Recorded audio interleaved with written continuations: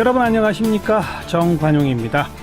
미국에선 이방카 백악관 보좌관이 한국에 왔고요. 북한에선 김영철 북한 노동당 부위원장이 한국에 온다고 해서 논란이죠.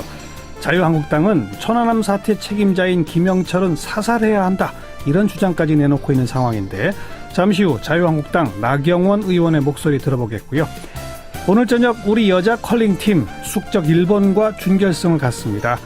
이번 올림픽 최고의 인기를 누리는 팀이 아마 여자 컬링팀 아닐까 싶은데요. 그런데 홈 어드밴티지도 못 누렸다, 정말 어려운 상황에서 훈련해 왔다, 이런 건 잘 알려지지 않은 것 같습니다.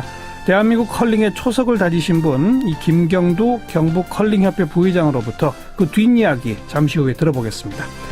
7시 5분 시작되는 2부 신년기획 갑질 타파. 오늘은 최근 크게 문제가 된 이 간호사들의 태움 갑질 이야기, 갑질 119의 박점규 운영위원, 또 윤지영 변호사와 함께 전해드리고요. 한 주간 우리 언론 보도 흐름 전해드리는 미디어 포커스까지 준비하겠습니다. 잠깐 광고 듣고 출발하죠. 북한이 평창올림픽 폐막식 대표로 보내기로 한 김영철 북한노동당 중앙위원회 부위원장, 이 문제가 지금 논란이 되고 있죠. 자유한국당 바른미래당 김 부위원장 방문 반대 성명을 내놓고 청와대 앞 시위까지 하고 있는 그런 상황입니다. 자유한국당 나경원 의원 연결해 봅니다. 나 의원님 안녕하세요.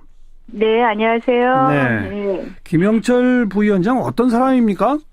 김영철 부위원장 대남 강경파였죠. 네. 그리고 2009년에 북한이 이 대남 공작 파트를 전면 개편하지 않습니까? 그때 네. 국방위원장 직속으로 정찰 총국이 생기고요. 네. 그때 정찰 총국장을 맡은 사람이 김영철 부위원장입니다. 그런데 네. 이제 아시다시피 2009년에 이렇게 개편하고 이제 대남 강경파인 김영철 부위원장이 정찰 총국장이 되고요. 네. 그런 이후에 2010년부터 북한의 도발이 많지 않았습니까? 이제 3월에 천안함 폭침, 그다음에 이제 12월인가요? 연평도 포격.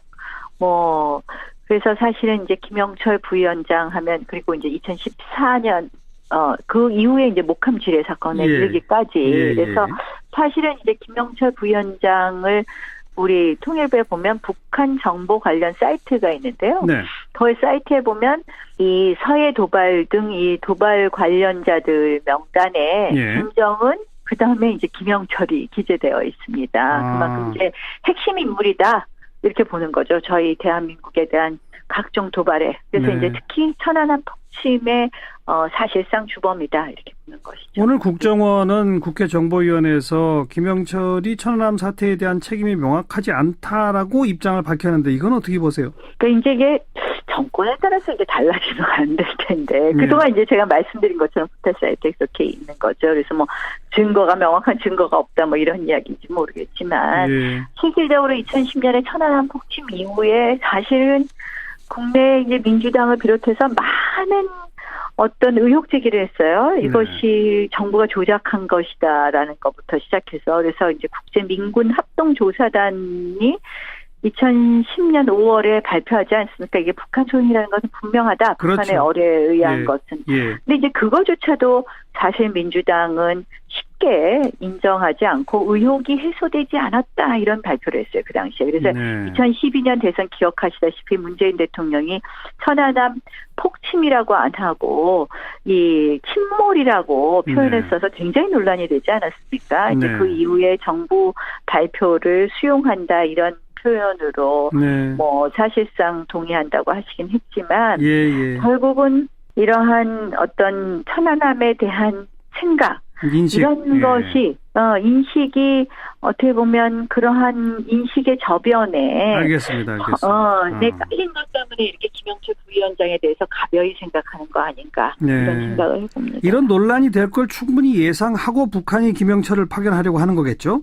그렇죠. 그래서 북한의 의도는 뭐라고 생각하세요? 저는 이제 이런 남남 갈등이 일어날 것을 보고 김영철 부위원장을 파견했단 말이에요. 결국 북한이 사실은 지난번 평창 올림픽 개막식 과정에서도 저는 상당히 이제 우리 정부가 그렇게 한 것에 대해서 아주 불만이 많은데, 이 대북 제재를 건드리는 부분을 다 시도했어요. 마식령 스키장에 와서 뭐 훈련을 하자, 뭐 그다음에 좀 안경보험, 네, 안경보험입니다. 예. 그를 타고 또 내려오겠다, 또 육해 공로를 다 열었어요. 네. 그러니까 대북제재 구멍 내기를 시작했다면 김영철의 파견으로 대북제재 둑을 완전히 무너뜨리겠다.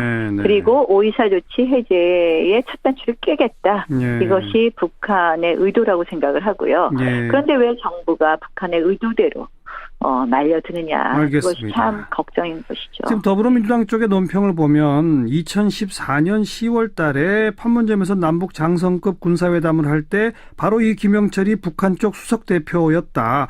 그때 뭐 폭침 배후설들이 있었을 때 당시 새누리당의 공식 논평은 왜 남북 대화의 노력을 방해하느냐. 이런 논평은 한 바 있다. 왜 그때랑 지금 입장이 바뀌었느냐. 이렇게 말하는데 뭐라고 하시겠습니까? 저는 이렇게 봐요. 이제 그때는 회담의 당사자예요. 회담에. 네네. 그 회담의 당사자는 회담을 할 당사자가 오는 게 맞습니다. 근데 이번에는 평창올림픽 폐막식을 축하하러 오는 손님입니다. 그래서 이 회담 당사자하고 판문점에서 회담을 하는 거거든요. 이 문제를 해결하기 위해서. 그때 문제가 뭐였냐.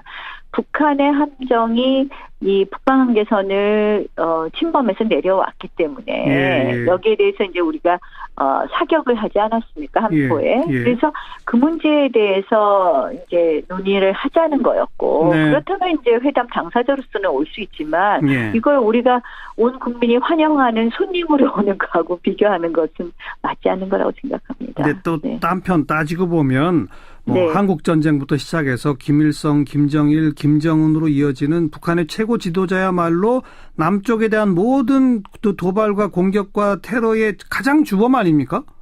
그렇죠. 그러면 남북 정상회담도 해서는 안 되는 거 아닌가요? 그런 관점으로 본다면?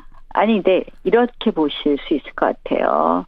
그러니까 결국 실질적 책임자에 대해서라도 우리가 그러니까 남북 정상회담을 안 할 수는 없지 않습니까? 그들은 어떻게 보면 그 모든 총책이지만 문제를 해결할 수 있는 어떤 당사자이기 때문에 하지만 우리가 천안함 폭침에 대해서 사과 한마디 듣지도 못하고 여전히 북한은 지금 공작서를 주장하고 있는데요.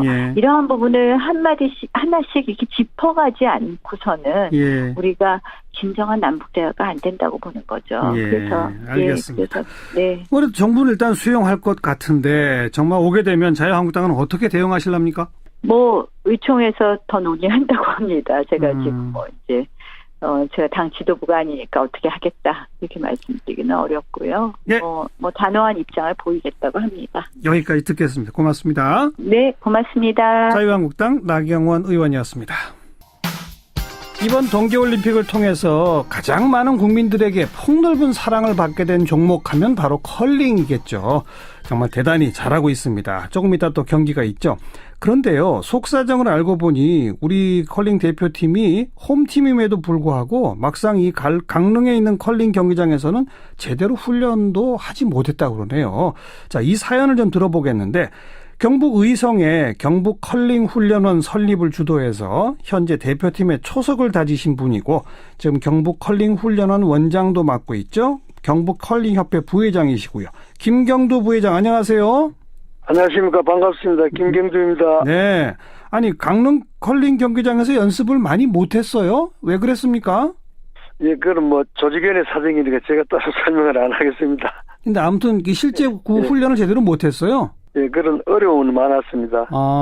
우리나라의 컬링장은 도대체 몇 개나 됩니까? 현재 완공된 컬링장은 의성에 하나, 인천에 하나, 정부에서 대표 선수 훈련용으로 하는 태릉 선수촌에 한 곳, 진천에 신축된 곳 한 곳, 현재는 그렇습니다. 그리고 예정에 있는 계획에 있는 곳이 의정부 청주에 이렇게 계획이 된 것으로 알고 있습니다. 그리고 이번에 경기하는 강릉까지 하면은 지금 완공된 건 딱 5군데군요.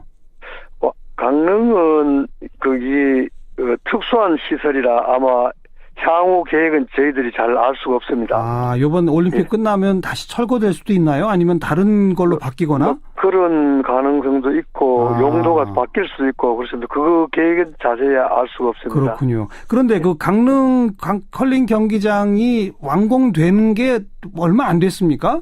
올림픽 시작하기 바로 직전에 완공된 거예요. 어떻게 된 거예요? 예, 강릉 경기장은 그 올림픽 경기를 위한 한시적인 시설로 저희들은 알고 있습니다. 자세한 것은 더 이상은 제가 알 수 없고. 네. 어쨌든 준비는 많이 늦었습니다. 그래서 그 사전에 뭐 시뮬레이션을 하고 싶어 했던 팀이나 예. 또 거기서 적응을 좀 하고 싶어 했던 팀 입장에서는 좀 안타까운 점이 좀 있었죠. 뭐 조직위원회에도 애로사항이 하나 있었겠습니까? 방금 시뮬레이션이라 말씀하셨는데 그게 그러니까 관중들이 대거 들어찬 상태에서 좀 실력 있는 팀하고 실제 경기하는 연습 이런 거 좀 말씀하시는 거죠? 그렇습니다. 그 팀 입장에서는 네. 그 큰 대회 경험이 없었기 때문에 예. 그런 대회를 몹시 하고 싶어 했었죠. 그렇죠. 근데 그런 시뮬레이션 훈련은 결국 못한 거죠? 우리 대표팀은? 예, 여러 가지 사정으로 못했습니다. 예. 그런 훈련도 못했고, 이 홈 어드밴티지도 제대로 발휘를 못했는데 참 어마어마하게 잘하는 거. 그 잘하는 비결은 뭐라고 생각하십니까? 예, 우리 남녀 팀이 다 오랫동안 준비가 되어 있었습니다. 예.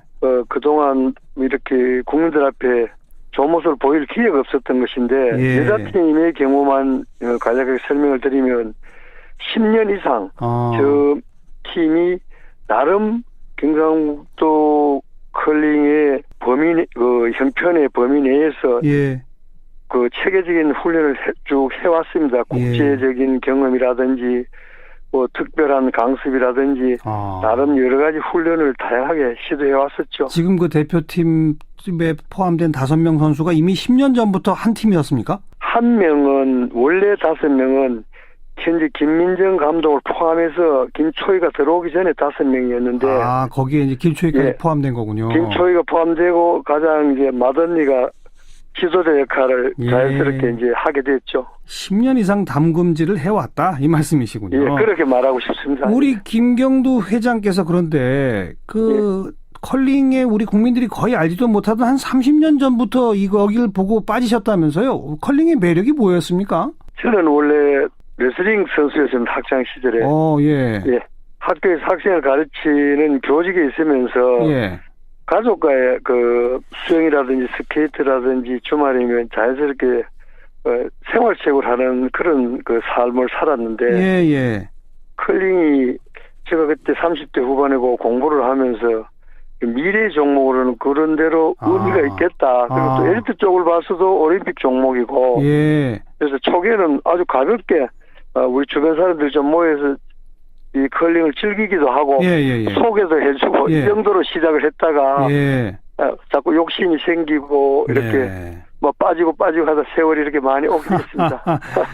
2006년에 의성훈련원 만드셨는데 그 훈련원 땅이 우리 김 부회장 땅이라면서요? 직접 기증하셨다면서요? 그 부분은 제가 정확하게 좀 설명을 드려야 되겠습니다.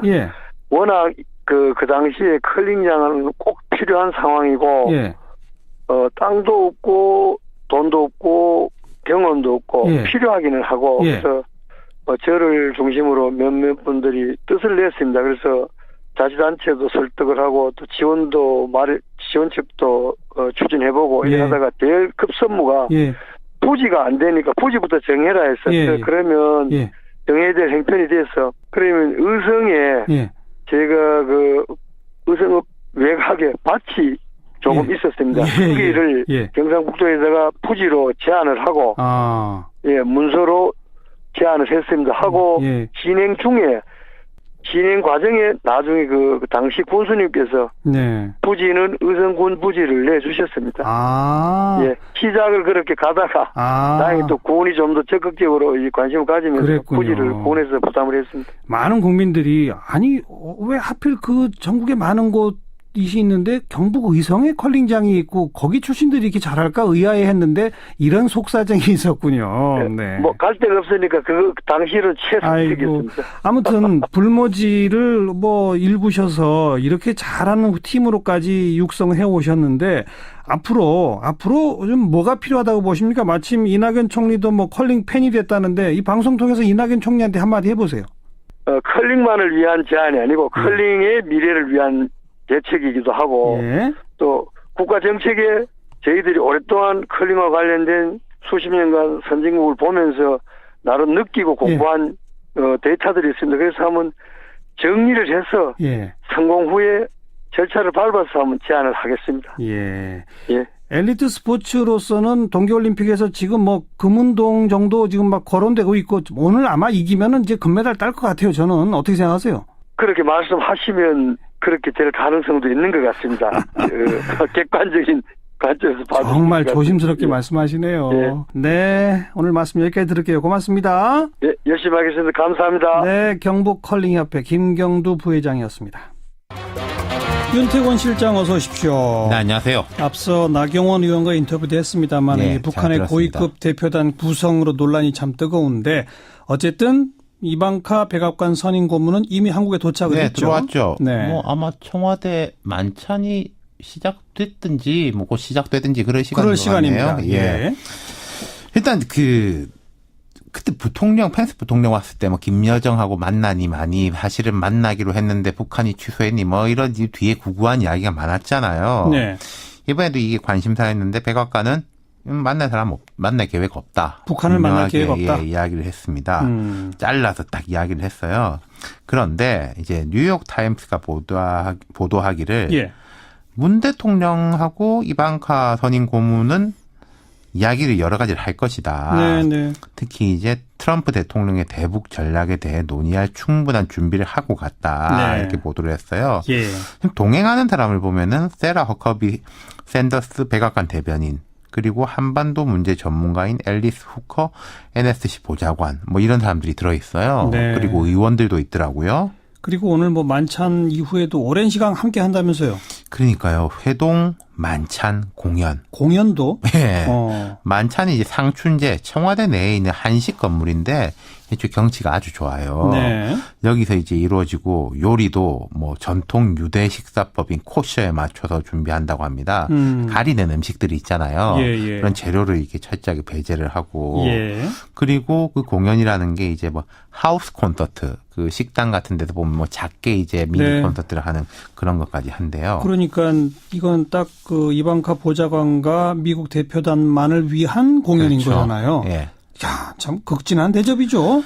이게 평소에 만약에 외국 대통령 딸이 온다고 해가지고 이랬으면은 뭐 우리 정치권, 여론, 야당 가만히 있겠습니까? 예. 근데 지금 상황이고 김여정 부부장하고 대비도 되는 게 있잖아요. 네. 그리고 청와대가 이미 예고를 했죠. 관행에 얽매이지 않고 최대한 대접하겠다. 네. 예고를 했고 오늘 보면은 공항 도착 때도 외교부 의전장이 나갔어요.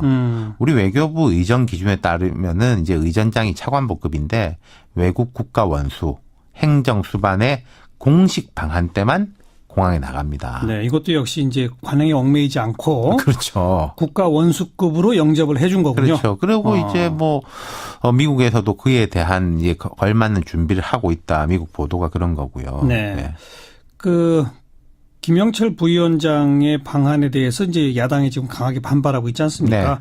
미국은 김영철 부위원장에 대해서 어떤 반응이에요? 자, 백악관에서는 안 만난다. 이런 이야기 외에는 별 말이 없었어요. 한국과 뭐 여러 사안에 대해서 긴밀히 협의하고 있다. 문제 없다. 원론적 반응이었고 대신에 국무부 대변인이 정례 브리핑에서 이제 코멘트 요청을 받았습니다. 기자들한테. 네. 천안함 기념관에 가서 그의 책임인 것으로 알려진 것을 보길 바란다. 이렇게 이야기했어요. 아주 차가운 냉랭한 반응이네요. 그렇죠. 이 김영철 부위원장은 미국의 독자 제재 명단에 포함된 인물이에요. 그렇죠. 미국은 뭐 부통령 때도 그랬지만은 아니 우리가 남북 대화를 하지 말라고 할 이유는 없다. 잘 해라. 예. 근데 우리는 이제 인권과 안보 문제에 대해서는 명확한 입장을 가지고 있다. 이 기조를 계속 이어가고 있는 것 같아요. 네, 네. 그리고 이제 또 사실 이제 김영철 부위원장 방한 문제를 두고 앞서 나경원 의원도 나왔지만 우리 이제 좀 여론이 지금 쪼개지고 있는 건 사실인 것이고요. 예, 예. 그런 점에서도 제가 며칠 전에 말씀드렸지만 이번 이방카 선임 고문 방한 일정이 매우 중요하다는 거죠. 펜스 부통령 때랑은 또 조금 다르다면서요? 그렇죠. 아마도 뭐 처음에는 탈북자 또 만난다 이런 이야기가 있었는데 그건 아닌 쪽으로 정리가 된 것 같아요. 예, 예. 이방카 고문은 오늘 서울 일정 외에는 내일하고 모레는 평창에 거의 머물 것으로 보입니다. 그렇다면은 이제 중요한 이야기는 거의 오늘 다 하겠죠. 뭐 예. 폐막식장 날 이럴 때는 좀 바쁘고 행사장이기 때문에 깊은 이야기를 나누기는 어렵겠죠. 그리고 또 거기는 이 외국 대표단들도 많이 뭐 다른 나라들도 많이 와 있으니까. 있고요. 그렇죠. 예. 그러니까 결국은 이제 김여정 부부장 때도 제가 똑같은 말씀 드렸는데 트럼프 대통령이 그래 한국 분위기 어떻더냐라고 했을 때 제일 가감 없이 그리고 그 사람의 보고를 신뢰할 수 있는 사람이 김정은 위원장은 김여정 부부장인 것이고 그렇죠. 트럼프 대통령은 이방카 선임 고문인 거죠. 네. 똑같은 형식이죠. 네. 그리고 보도에 따르면 이방카 선임 고문은 아버지이지만 생각이 다르면 아버지한테도 다 자기 말을 다 한다는 거 아니겠습니까? 네. 그리고 이제 펜스 부통령에 대해 가지고 미국 국내 평가가 아니 뭐 할 말 하는 건 좋은데 너무 딱딱했다. 외교적으로 김여정한테 밀렸다. 이런 평가들이 있었잖아요. 예. 거기에 대한 준비를 아마 철저히 해가지고 왔을 거예요. 네. 그 기조하고는 약간 이제 다른 온도 차이를 보이지 않을까. 그리고 이방카 선임 고문이 뭐 일본이라든지 이런 나라에도 많이 갔거든요. 그쪽에서 주로 좀 이제 소프트한 접근을 많이 했어요. 아마 그런 게 이어질 것 같아요. 그러니까 그런 행보를 우리 국민들한테는 보여주고 그렇죠. 제가 지금 말씀드린 거는 오늘 이제 만찬부터 시작해서 공연에 이르기까지 우리 대통령하고 상당히 폭넓고 깊이 있는 대화를 나눌 시간이 있잖아요. 네. 그런 대화를 통해서 우리가 이방카를 설득해내면 이방카가 트럼프의 또 아버지한테 정책을 가서 이야기를 할 수 있고 그러니까요. 그렇죠. 네. 우리가 직접 이야기하는 것보다 오히려 나을 수도 있는 거죠. 그러니까 바로 그런 점에서 우리가 어떤 논리를 가지고 접근해야 할 것이냐. 그런 논리적인 근거를 좀 정리해 본다면요. 그러니까 뭐 저기 아니겠습니까? 결국은 뭐 코피 작전 이게 논란이 많이 됐었지 않습니까? 네. 빅터 차 그때부터. 그렇죠. 그래서 지금 당장은 이런 대화 국면이 벌어진 만큼 비핵화라든지 이런 거에 대해 가지고는 견지를 하겠지만 코피 작전 이런 거 쓸 수 있는 상황도 아니고 네. 미국의 공식적인 언급은 아니 그런 거 준비하고 있지 않다로 돌아서고 있거든요. 그렇죠, 그렇죠. 그렇다면은 제가 어제 우리 GM 이야기하면서 11월 중간선거 이야기했지만은 네. 11월 중간선거 같은 경우에서도 남북 관계 그리고 궁극적으로 북미 관계가 풀리는 것이 트럼프 대통령의 치적이 될 수 있다. 유리하다. 그런 부분에 대한 이제 접근을 강하게 가져가면 그러니까 이게 결국 당신한테도 이익이다. 그렇죠. 양보가 아니라 그렇죠. 이걸 보여줘야 되는 거죠. 그래서 미국이 북한과의 대화에 좀 적극적으로 나오도록 네. 그것이 미국 트럼프 대통령에게도 유리하다는 것을 설득하는. 그리고 이제 우리도 보수적인 사람이 좀 진보적인 정책을 쓰면은 그 보수 측이 좀 용인하고 진보적인 그러니까요. 사람이 예. 보수적인 정책을 쓰면 진보 측이 용인하는 게 있지 않습니까? 맞습니다. 트럼프 대통령도 마찬가지일 수 있는 거죠. 네. 예. 그런 좋은 계기가 오늘 만남에서 이루어지기를 기대해 보도록 하겠습니다. 자, 수고하셨어요. 감사합니다. 윤태권 실장이었습니다. 시사자키 1부 마무리 짓겠습니다. 잠깐 뉴스 들으시고요. 7시 5분 2부에 다시 뵙죠.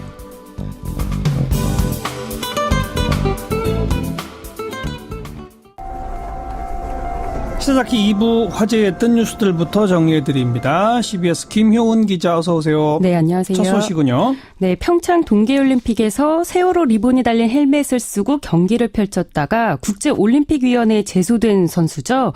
여자 쇼트트랙 대표팀의 김아랑 선수가 오늘 대회를 결산하는 기자회견에서 세월호 희생자 가족으로부터 고맙다는 연락을 받았다며 눈물을 펑펑 쏟았습니다. 뭐 일베 회원인가가 이 노란 리본 그게 정치적 표현이다 이러면서 IOC에 신고했었던 그거죠? 네, 그렇습니다. 그래서 이후에 김아랑 선수는 노란 리본을 검은색 테이프로 가리고 경기를 뛰었습니다. 오늘 결산 기자회견에서 세월호 리본에 관한 질문이 나왔는데요. 김 선수는 대회 중 리본 때문에 화제가 될지 몰랐다. 대답하기 곤란하다고 답변했습니다. 네, 그러면서 비하인드 스토리를 전했는데요. 대회 중에 팽목항에 계신 분들에게서 고맙다는 연락이 왔다고 합니다. 네, 김 선수는 그 고맙다는 한마디가 자신에게 큰 위로가 됐고 덕분에 올림픽 내내 감사하고 기분 좋게 지낼 수 있었다고 말했습니다. 네. 그리고 그 스켈레톤 윤성빈 선수 금메달 딴 직후에 그 특혜 응원 논란이 있었던 박영선 의원 오늘 고발당했죠? 네, 지난 16일이었죠. 윤성빈 선수가 금메달을 확정 짓는 순간 더불어민주당 박영선 의원이 출입 통제구역인 피니스하우스의 모습을 드러내면서 특혜 출입 아니냐 이런 논란이 일었었죠. 예. 네, 보수 성향의 변호사 단체가 오늘 박영선 의원을 업무방해 혐의로 검찰에 고발했습니다. 아하. 네, 고발 사유는요. 박 의원이 국제 봅슬레이 스켈레톤 연맹 회장의 안내를 받은 것처럼 직원을 속여서 기습적으로 현장에 침입해 올림픽을 방해했다. 이게 고발 사유였습니다. 네. 다음 소식은요? 네, 문화예술계 미투 운동이 점점 확산하는 가운데 이번에는 배우 조재현 씨를 성추행 가해자로 지목한 폭로글이 나와서 파장이 일고 있습니다. 누가 뭐라고 폭로했습니까? 네, 드라마 해를 품은 달에 나왔던 배우 최유 씨인데요. 오늘 자신의 인스타그램에 의미심장한 글을 남겼습니다. 그대로 좀 전해드리면요. 내가 너 언제 터지나 기다렸지. 생각보다 빨리 올게 왔군. 이제 겨우 시작. 더 많은 쓰레기들이 남았다. 이렇게 적으면서 미투, 위드유 해시태그를 달았는데요. 조재현 씨의 프로필 캡처 사진을 함께 올렸습니다. 네. 사실상 조 씨를 가해자로 지목한 거죠. 예. 네, 현재는 계정을 비공개로 전환한 상태고요. 아직 조 씨의 공식 입장은 나오지 않았는데요. 소속사 관계자는 확인할 부분이 있다. 이렇게만 밝혔습니다. 네. 뭐 자신이 어떻게 피해를 입었다라고 하는 것을 아직 구체적으로 폭로하거나 그 단계까지는 아닌데 일단 대단히 뜨거운 관심을 지금 모으고 있는 상태네요. 네, 그렇습니다. 근데 그 TV 프로그램 가운데 아빠랑 딸이 같이 나오는 그런 프로그램이 있었잖아요. 예. 거기에 조재현 씨도 나왔고 또 이미 논란이 된 조민기 씨도 나왔었죠. 네, 맞습니다. 2015년에 방송됐던 SBS 아빠를 부탁해 프로그램인데요. 네. 그때 이제 부녀지간의 이런 거를 이제 방송을 했었는데 그래서 네티즌들이 더 공분하는 것 같습니다. 그래서 반응을 좀 살펴보니까 어떻게 딸 있는 사람이 남의 딸을 성추행하느냐. 지금 보니 아빠를 부탁해라는 제목이 진짜였다. 소름이다. 이런 반응들이 있었고요. 예. 네, 그리고 성추행 관련 소식을 좀 하나 더 전해드리면 영화배우 오달수 씨가 성추행 의혹에도 며칠째 침묵으로 일관하고 있어 논란이 일고 있습니다. 네, 지난 15일에 이윤택 연출가의 성추행 논란이 불거졌을 때 관련 기사에 댓글들이 달렸었는데요.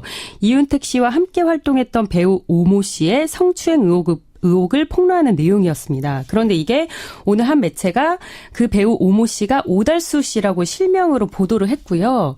그런데 이제 현재까지 오 씨 측의 공식적인 입장 표명은 없는 상황입니다. 네. 뭐 섣불리 예단할 게 아니라 이런 건 차분히 좀 지켜봐야죠. 마지막 소식은요. 네, 가슴 따뜻한 사연을 가져와 봤는데요. 부산의 한 아파트에서 암 투병 중인 경비원을 돕기 위해 주민들이 자발적인 모금을 벌이고 있다는 소식입니다. 좀 자세히 소개해 주세요. 네, 연합뉴스 보도에 따르면 부산 해운대구 경동제2대 아파트에서 일하는 40대 중반의 경비원 2명이 지난해 11월과 올해 1월 각각 직장암과 신장암 판정을 받았습니다. 그런데 네. 두 분 모두 치료를 위해서 직장을 떠나야 하는 상황이었는데요. 이런 딱한 사정을 전해들은 주민들이 지난 1일부터 모금 활동을 벌여서 한 달도 안 돼 2천만 원이 모였다고 합니다. 대단하네요. 뭐 관리비 아낀다고 경비원 해고하는 것들도 있는데 참 멋진 주민들이세요. 예. 네, 모금함에는 꼭 쾌차하셔서 아파트로 돌아오세요. 이런 응원 편지도 들어있었다고 합니다. 주민들은 최근 경비원 한 분에게 일부 성금을 치료비로 전달했다고 하고요. 이달 말까지 모금을 계속해서 나머지 한 분에게도 치료비를 전달할 계획이라고 합니다. 네, 두 분 다 빨리 또 쾌유하시기를 빌고요. 오늘 고맙습니다. 네, 감사합니다. 김효원 기자였습니다. 불타오르네. 네, 시사자키가 격주회로 준비해서 보내드리는 뛰는 갑 위에 나는 을 만들기 프로젝트죠. 신년기획 갑질 타파 시간입니다. 직장갑질 119에 두 분 모셨습니다. 을의 남자죠. 박점규 운영위원 어서 오십시오. 안녕하세요. 을의 여자 윤지영 변호사 어서 오십시오. 안녕하세요. 지난주가 설 연휴라서 방송 한 해 쉬었는데 설 연휴 때도 상담하셨나요? 안 했습니다. 저희가 그 직장갑질 119 문을 열고 나서 100일이 지났는데요. 예. 스태프들이 고생을 너무 많이 했어요. 네. 저희가 이제는 너무 지쳐서 안 되겠다. 네. 빨간 날은 쉬자 이래서 예. 저희가 빨간 날을 쉬겠다고 말씀을 드렸더니 빨간 날 동안은 상담이 확 줄었어요. 이메일도 줄고. 예. 그래서 당연하죠. 저희끼리는 저희 스태프들을 배려해 주셨다 이렇게 생각하고 있습니다. 네. 짧은 연휴지만 뭐 쉬셨다니까 다행인데 연휴가 끝나자마자 또 바빠지셨죠? 예. 제가 어저께 직장갑질 119에서 운영하는 오픈 카톡방, 그러니까 익명으로 누구나 들어와서 상담할 수 있는 그 오픈 카톡방에서 한 4-5시간 상담을 했는데요. 예.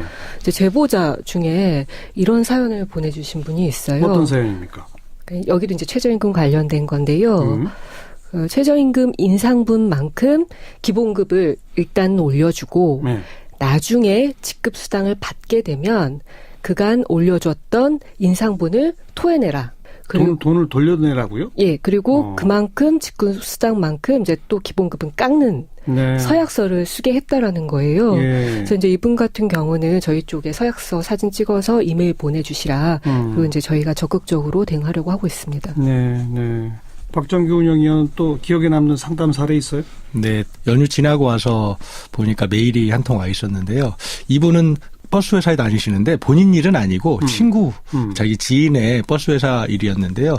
그 버스 회사에서 기사님들 교육을 하는데 과속을 해서 교통법규를 위반하지 않습니까? 예. 그분들을 모아놓고 회사에서 이렇게 목걸이를 만들어준 거예요. 한 사람당. 그래서 이 목걸이에다가 법규 위반, 그다음에 손해액 얼마, 이름 누구 이걸 제가 사진을 보니까 한 10명 정도가 예. 자기 앞에 저희 개목걸이 차듯이 예. 범죄 목걸이를 예. 차고 앉아서 교육을 하는 사진을 저희가 2장을 봤습니다. 예. 그래서 너무 충격을 받아서 지금 저희가 어느 회사인지 그리고 어떤 일이 벌어졌는지 지금 조사하고 있습니다. 교통법규 위반한 사람에게만 네. 일종의 그 판넬 같은 걸 목에다 걸겠도록 만들었다는 거잖아요. 예, 그렇습니다. 거기다가 이제 큼지막하게 글씨를 써가지고. 예. 알겠어요. 자, 오늘 좀 본격적으로 다룰 주제는 뭡니까? 네, 오늘 저희가 설 연휴 쉬고 있었는데 너무 속상한 소식이 하나 들려왔는데요. 서울 아산병원의 간호사분이 예. 아파트에서 뛰어내려서 목숨을 끊으셨다는 소식. 어제도 저희가 그 문제 다루긴 했습니다만, 네. 바로 간호사들 사이에서 이른바 태움 문화 그런 얘기인 거죠?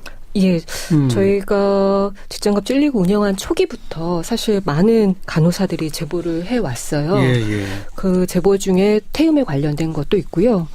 직장갑질 119에서 그래서 이제 간호사들 관련된 병원에 근무하는 사람들 별도 아예 모임을 만들었는데 뭐 메일이라던가 밴드에 글 남겨주신 것 합치면 태움과 관련된 제보가 한 30-40건 정도 되는 거죠. 예. 직장갑질 119에 들어온 제보 가운데 지금 대표적인 사례를 소개해 주세요. 30대 간호사입니다. 예. 좀 뒤늦게 간호사가 된 거죠. 좀 늦게. 예. 그래서 이분이 이제 신규 교육을 받는데요. 예. 교육을 담당을 하는 간호사, 그러니까 지도를 담당하는 간호사, 소위 프리셉터라고 하는데요. 그렇게 부른다면서요? 이 프리셉터한테서 태움을 당한 사연입니다. 네. 어느 정도요? 어떻게 해요? 일단 기본적으로 가르치면서 고함이나 폭언, 소리 지르고 욕하고 이런 게 많고요. 폭언과 욕설. 예. 맞고 싶냐? 왜 하라는 대로 안 하냐? 쥐어 팰 수도 없고.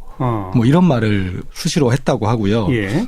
그다음에 본인이 늦게 나오면서 3시간 먼저 나와라. 뭐 주말에도 수간호사님 없을 때 5시간 먼저 나와라. 뭐 이렇게 얘기를 했고요. 정상 출근 시간보다 3시간, 5시간 더 일찍 오도록 강요한다는 거죠. 예, 그렇습니다. 예. 그리고 당신에 대한 평판. 당신이 어떤 간호사다 이런 거는 다 내 말에 달려 있으니 내 말 똑바로 들어라. 수간호사에게 당신 내 말 무시한다고 얘기할 거다. 이렇게 이제 이런 얘기는 근데 제가 그중에서 제일 속상하고 황당했던 건 모니터 화면을 이렇게 보면서 이게 눈에 안 보이냐? 눈가를 빼서 씻어줄까? 이런 폭언까지 했다고 해요. 사실은 이제 그 간호사가 신입 간호사에게 가르쳐 줬겠죠. 그리고 이분이 그걸 못 보셨을 건데 그러니까 잘 봐라라고 얘기하는 거를 눈가를 빼서 씻어줄까라는 표현까지 쓰면서 사람의 인간성을 파괴했다는 얘기를 들으니까 너무 화가 나고 속이 상하고 그랬습니다. 네. 이분의 경우에는 또 이제 그런 일이 잦아요. 그러니까 공개적으로 망신을 주는 거죠. 그러니까 이것밖에 못하냐. 이것도 모르냐라는 이야기를 오히려 사람들이 다 들을 수 있는 공간에서 하는 거고. 환자들이 옆에 있어도 그렇게 소리 지른답니까? 환자들, 간호사들 있는 상황에서 일부러 이제 또 의도를 하는 거죠. 그러니까 다른 간호사가 있는 상황에서랑 환자들도 듣는 데랑은 굉장히 중요한 차이가 있잖아요. 환자들도 안다고 해요. 그래요? 네, 그런 상황을. 그래서 이분이 저희한테 주실 때 이런 얘기를 했어요. 환자 얘기를 해주셨거든요. 네. 그러니까 이제 프리셉터한테 태움을 막 당하고 있는데 환자가 그걸 보셨나 봐요. 근데 그 환자가 인공호흡기를 끼고 계신 분이었는데 말을 못하는데도 간호사 손을 꽉 잡아주셨다 그래요. 그러면서 그게 그러니까 이제 자기를 유일하게 위로해 주신 분인 거죠. 환자가. 그래서 막 복받쳐서 우셨다고 저에게 제보를 해왔습니다. 그리고 한 가지 또 덧붙이면 계속 과제를 내주는 거예요. 이제 교육을 맡았다라는 명분으로 끊임없이 과제를 내고 시험을 보고 그러면서 평가를 하고 성에 안 차면 또 계속 과제를 내고 예. 그 과제라는 거는 근무 시간에 이루어지는 게 아닌 거죠. 예. 그래서 뭐 방과 후 수업하는 것처럼 아하. 근무 시간 끝나고 또는 휴일에 무조건 쉴 때는 계속해서 과제를 하도록 압박을 하는 겁니다. 네. 이런 일들이 계속 일상적으로 이루어지는 거죠. 네. 그 환자들이 있는 데서도 이렇게 고함을 지르고 폭언을 하고 욕설까지 했다. 그러면 그 환자 입장에서 이 간호사가 불쌍해 보이니까 손잡아줬다. 아까 그러셨잖아요. 네. 한편에서는 그런 마음이 들기도 하지만 또 한편 환자들 입장에서는 아니 이렇게 욕먹는 간호사는 난 저 간호사한테 도움받고 싶지 않다. 저 간호사 빼라. 이렇게 될 수도 있잖아요, 사실. 그렇죠. 그래서 이분이 또 이야기했던 것 중에 이런 사연이 있어요. 예. 그러니까 실제로는 그 프리셉터라고 하는 그 선배 간호사가 실수를 했는데 지도하는 과정에서 환자에 대해서 이제 잘못된 처방을 했는데 네. 너 때문이다라고 하면서 이제 다 떠넘기는 거죠. 아. 그러면 환자 입장에서는 잘 모르는 상황이다 보니까 아하. 그리고 계속 혼났던 간호사니까 저 사람이 잘못했나 보다라고 예. 이제 또 착각을 하게 되는 거죠. 예. 그러니까 그런 오해도 쌓여서 억울하기도 한 거고요. 네, 환자한테 이상이 생겼는데 그 책임도 떠넘긴다. 참 좀 심한 상황인데 그 하소연하신 분 굉장히 힘들겠어요. 버티기 힘들겠어요.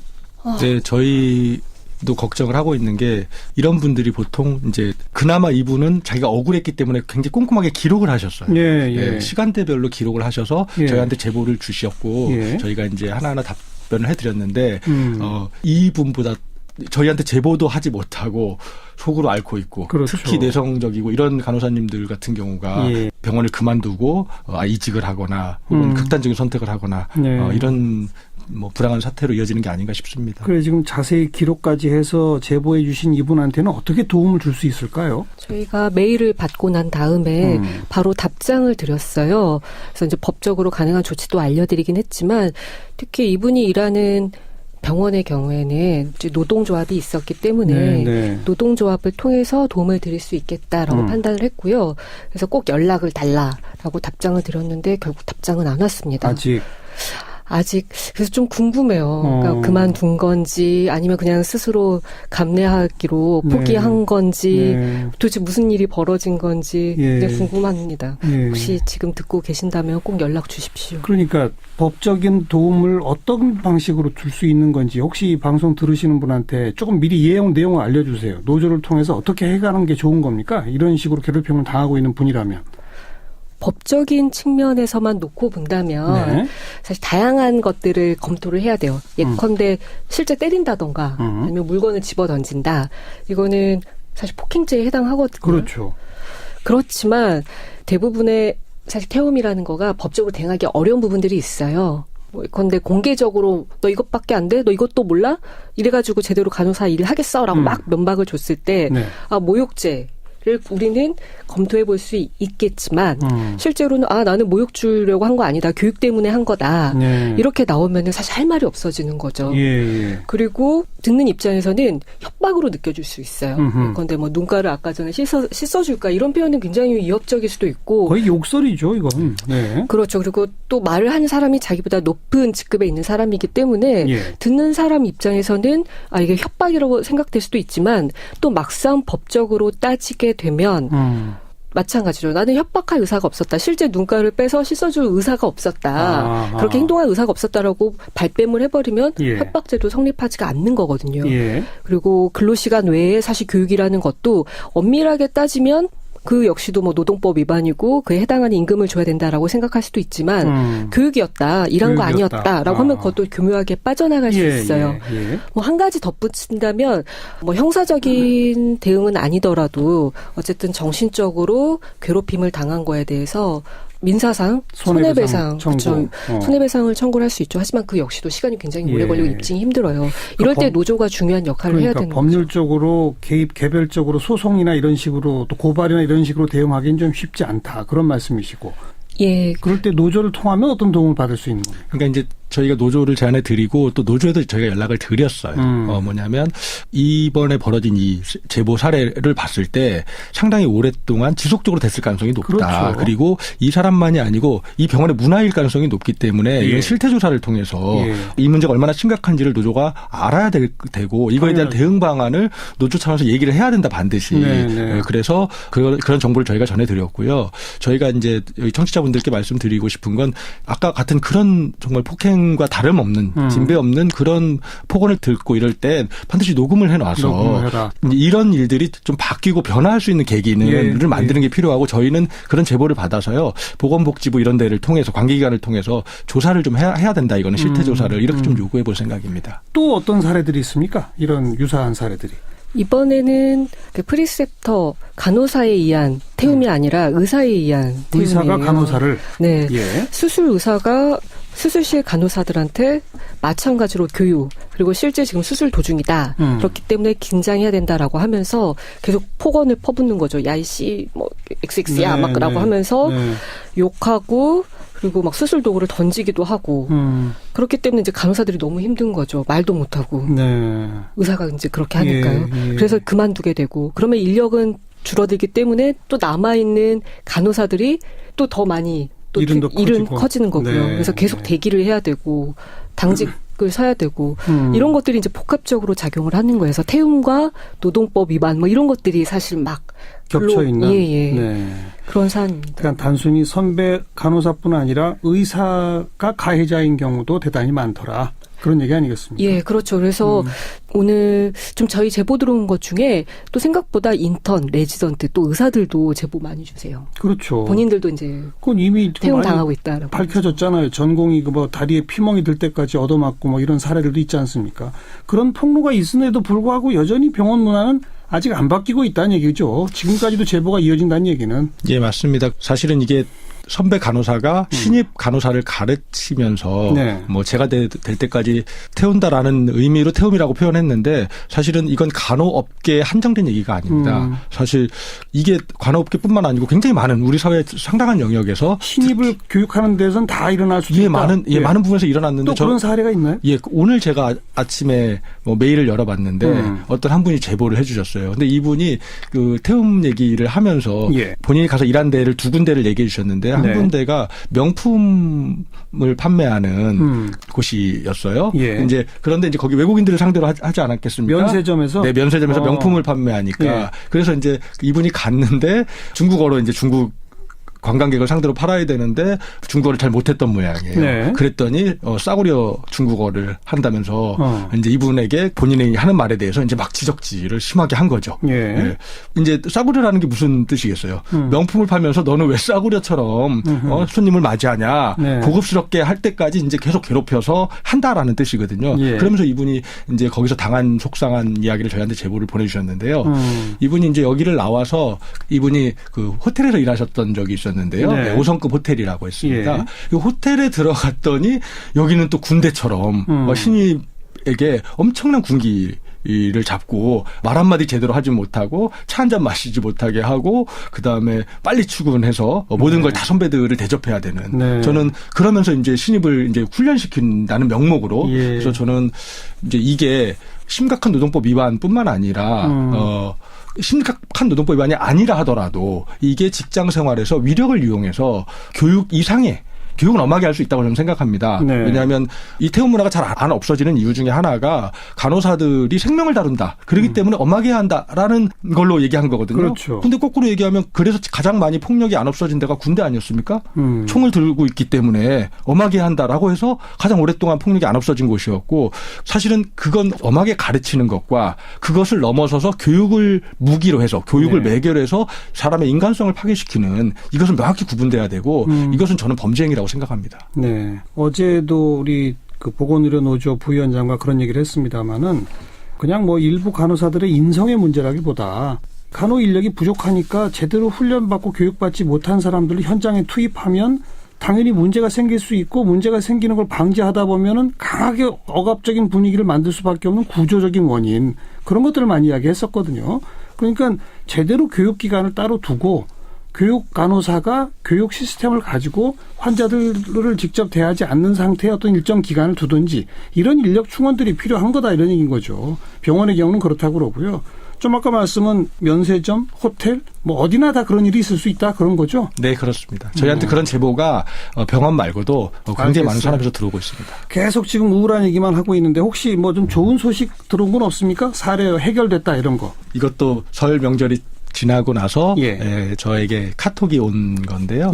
회사에서 억울하게 이제 당하신 분이 저희를 찾아오셨어요. 네.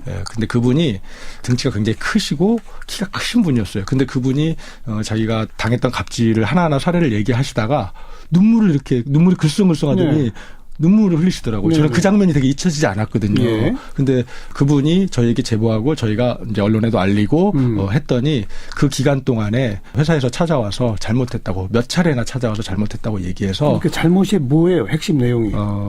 이분이 회사에 취업을 했는데 여기도 비슷한데 훈련을 이유로 이분에게 얼차려를 주고 그다음에 폭행을 하고 했던 사건이었습니다.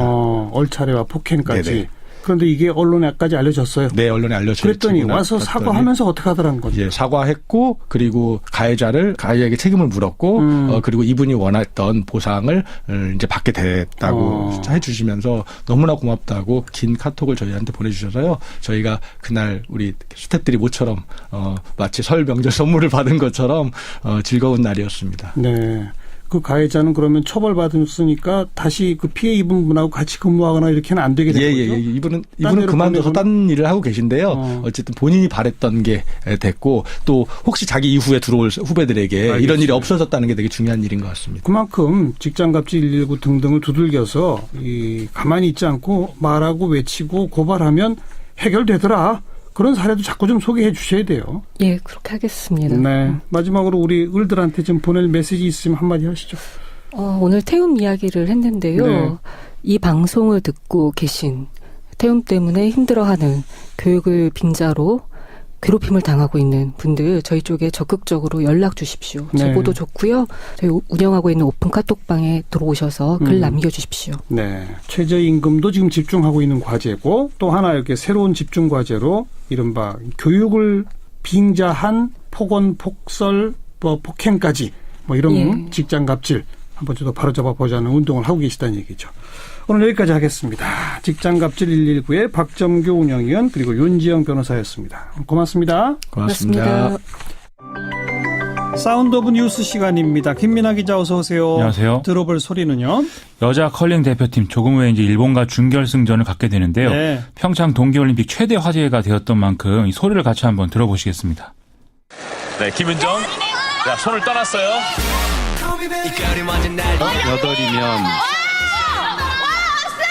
8이면 변경해서 맞추고 가야 돼요. 자, 지금도 작전이 필요한 상황입니다. 생각하고 실행해줘야 돼요. 그냥 오나요? 자, 쭉쭉 끌어주고. 그냥 오나요? 자, 지나옵니다.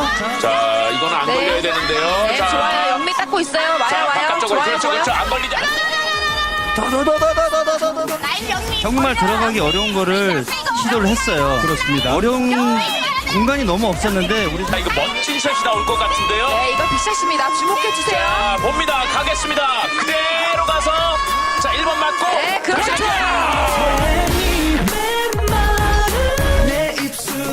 네, 가만히 들어보니까 진짜 영미가 자주 등장하는군요. 그렇습니다. 예. 영미라고 외치는 게 재밌어서 아주 화제였죠. 들으신 소리 이제 SBS와 KBS의 중계였습니다. 처음에 저도 이게 영미를 왜 자꾸 얘기하는가 싶었는데 여기에 많은 뜻이 들어있더라는 거죠. 다급하게 영미 그렇게 부르면 스위핑을 더 빨리 해달라는 주문인 거고 좀 차분하게 부르면 일단 좀 준비를 해라 이런 얘기인데 서로 호흡이 척척 맞아야 이게 또 한 번에 이해가 되지 않겠습니까? 그런 좀 팀워크를 보여주는 그런 일인 것 같습니다.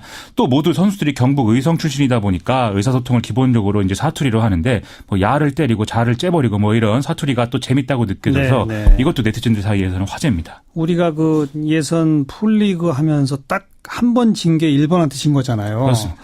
그리고 또 한일전, 워낙 그렇죠. 또 한일전은 관심이 더 많고. 근데 일본 여자 대표팀도 나름 스토리가 있다면서요. 그렇습니다. 이제 보통 컬링은 주장으로 볼 수 있는 스킵의 성을 따서 팀 이름을 짓는데 우리는 그래서 팀 킴이고 일본은 팀 후지사와인데요. 이 일본 팀 스킵이 후지사와 사스키라는 선수인데 뭐 외모가 아름답다 이런 이유로도 지금 한일 양국에서 상당한 인기를 얻고 있다 이런 보도입니다. 또 우리 대표팀이 전원 경북 의성 출신인 것과 마찬가지로 일본 팀의 경우에는 모두 홋카이도의 기타미시 출생이라고 하거든요. 예, 예. 그 여기 경북 의성 뭐 마늘이 유명하지만 여기 또 양파가 유명하다고 하고요.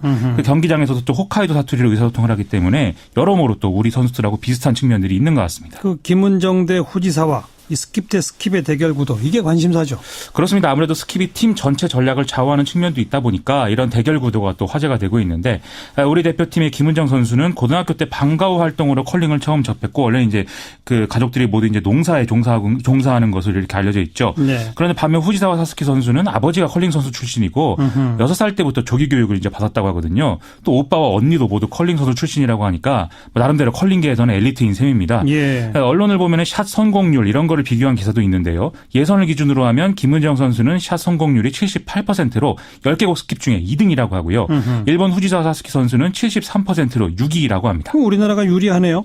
이 팀 킴과 팀 후지사와 간 경기 성적 비교하면 서로에게 각각 6승, 5승을 쭉 거둬왔기 때문에 우리 상황이 좀 더 낫다 이렇게 볼 수가 있겠죠. 다만 김은정 선수가 일본전에서의 샷 성공률이 좀 60%에 그쳤다. 이건 좀 불안한 요소인 것 같습니다. 특히 한일전이라는 특성에 갖는 중압감이 좀 영향을 미치는 걸로 보이는데 그래서 우리 선수들을 대상으로 이제 심리 상담 등을 이제 대표팀이 진행한 그런 일도 있었다고 하고요. 예, 예. 전술적으로 일본 대표팀은 어떤 샷 정확도나 초반 포석 이런 부분에서는 우리 대표팀에게 좀 밀리는 부분이 있는데 다른 스톤을 이제 밀어낸다든지 또 자기들 스톤을 못 밀어놓게 숨겨놓는 이런 전술들에 능하기 때문에 이런 부분을 특히 좀 잘 공략하기 위한 준비들을 많이 했다고 해서 좀 기대가 됩니다. 어쨌든 우리는 예선에서 1등 한 거고 그렇습니다. 일본은 4등 한 거지 않습니까? 그렇죠. 이길 확률이 높은 거죠. 맞습니다. 네. 조금 있으면 시작하니까 뭐 기다려 봅시다. 다음 뉴스는요. 거의 뭐 해결책이 없는 거 아니냐 이런 얘기까지 나왔던 GM 사태. 일단 1차 고비를 넘기는 지금 모양새입니다.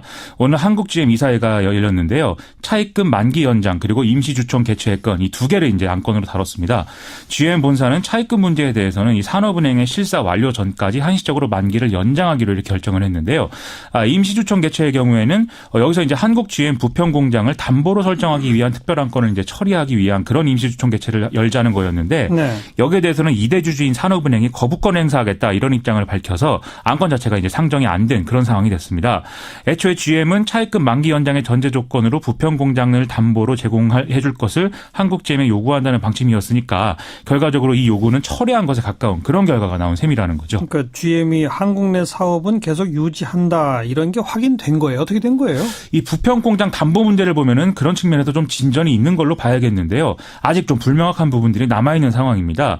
만약에 GM 본사가 만기 연장 조건으로 부평 공장을 담보로 잡도록 했다라면 한국 GM이 파산할 경우에 차입금을 회수할 수 있는 길을 스스로 만드는 그림이 되기 때문에 좀 진정성의 의구심이 제기될 수 있었는데 예. 하여간 이제 이 부분은 해소가 됐다라는 건데 요구를 철회했으니까. 그렇죠. 예. 또 산업은행의 실사에 협조하기로 한 부분도 이것과 연관돼서 이제 긍정적인 부분이다 이렇게 해석할 수 있는 그런 대목이라는 거죠. 다만 실사 완료 전까지 조건부로 만기 연장을 하기로 한 거는 실사 과정에서 문제가 생길 경우에는 차입금을 회수할 수 있다 이런 가능성을 남긴 것이기 때문에 불확실성은 증가했다 이런 평가도 있는 것이고요.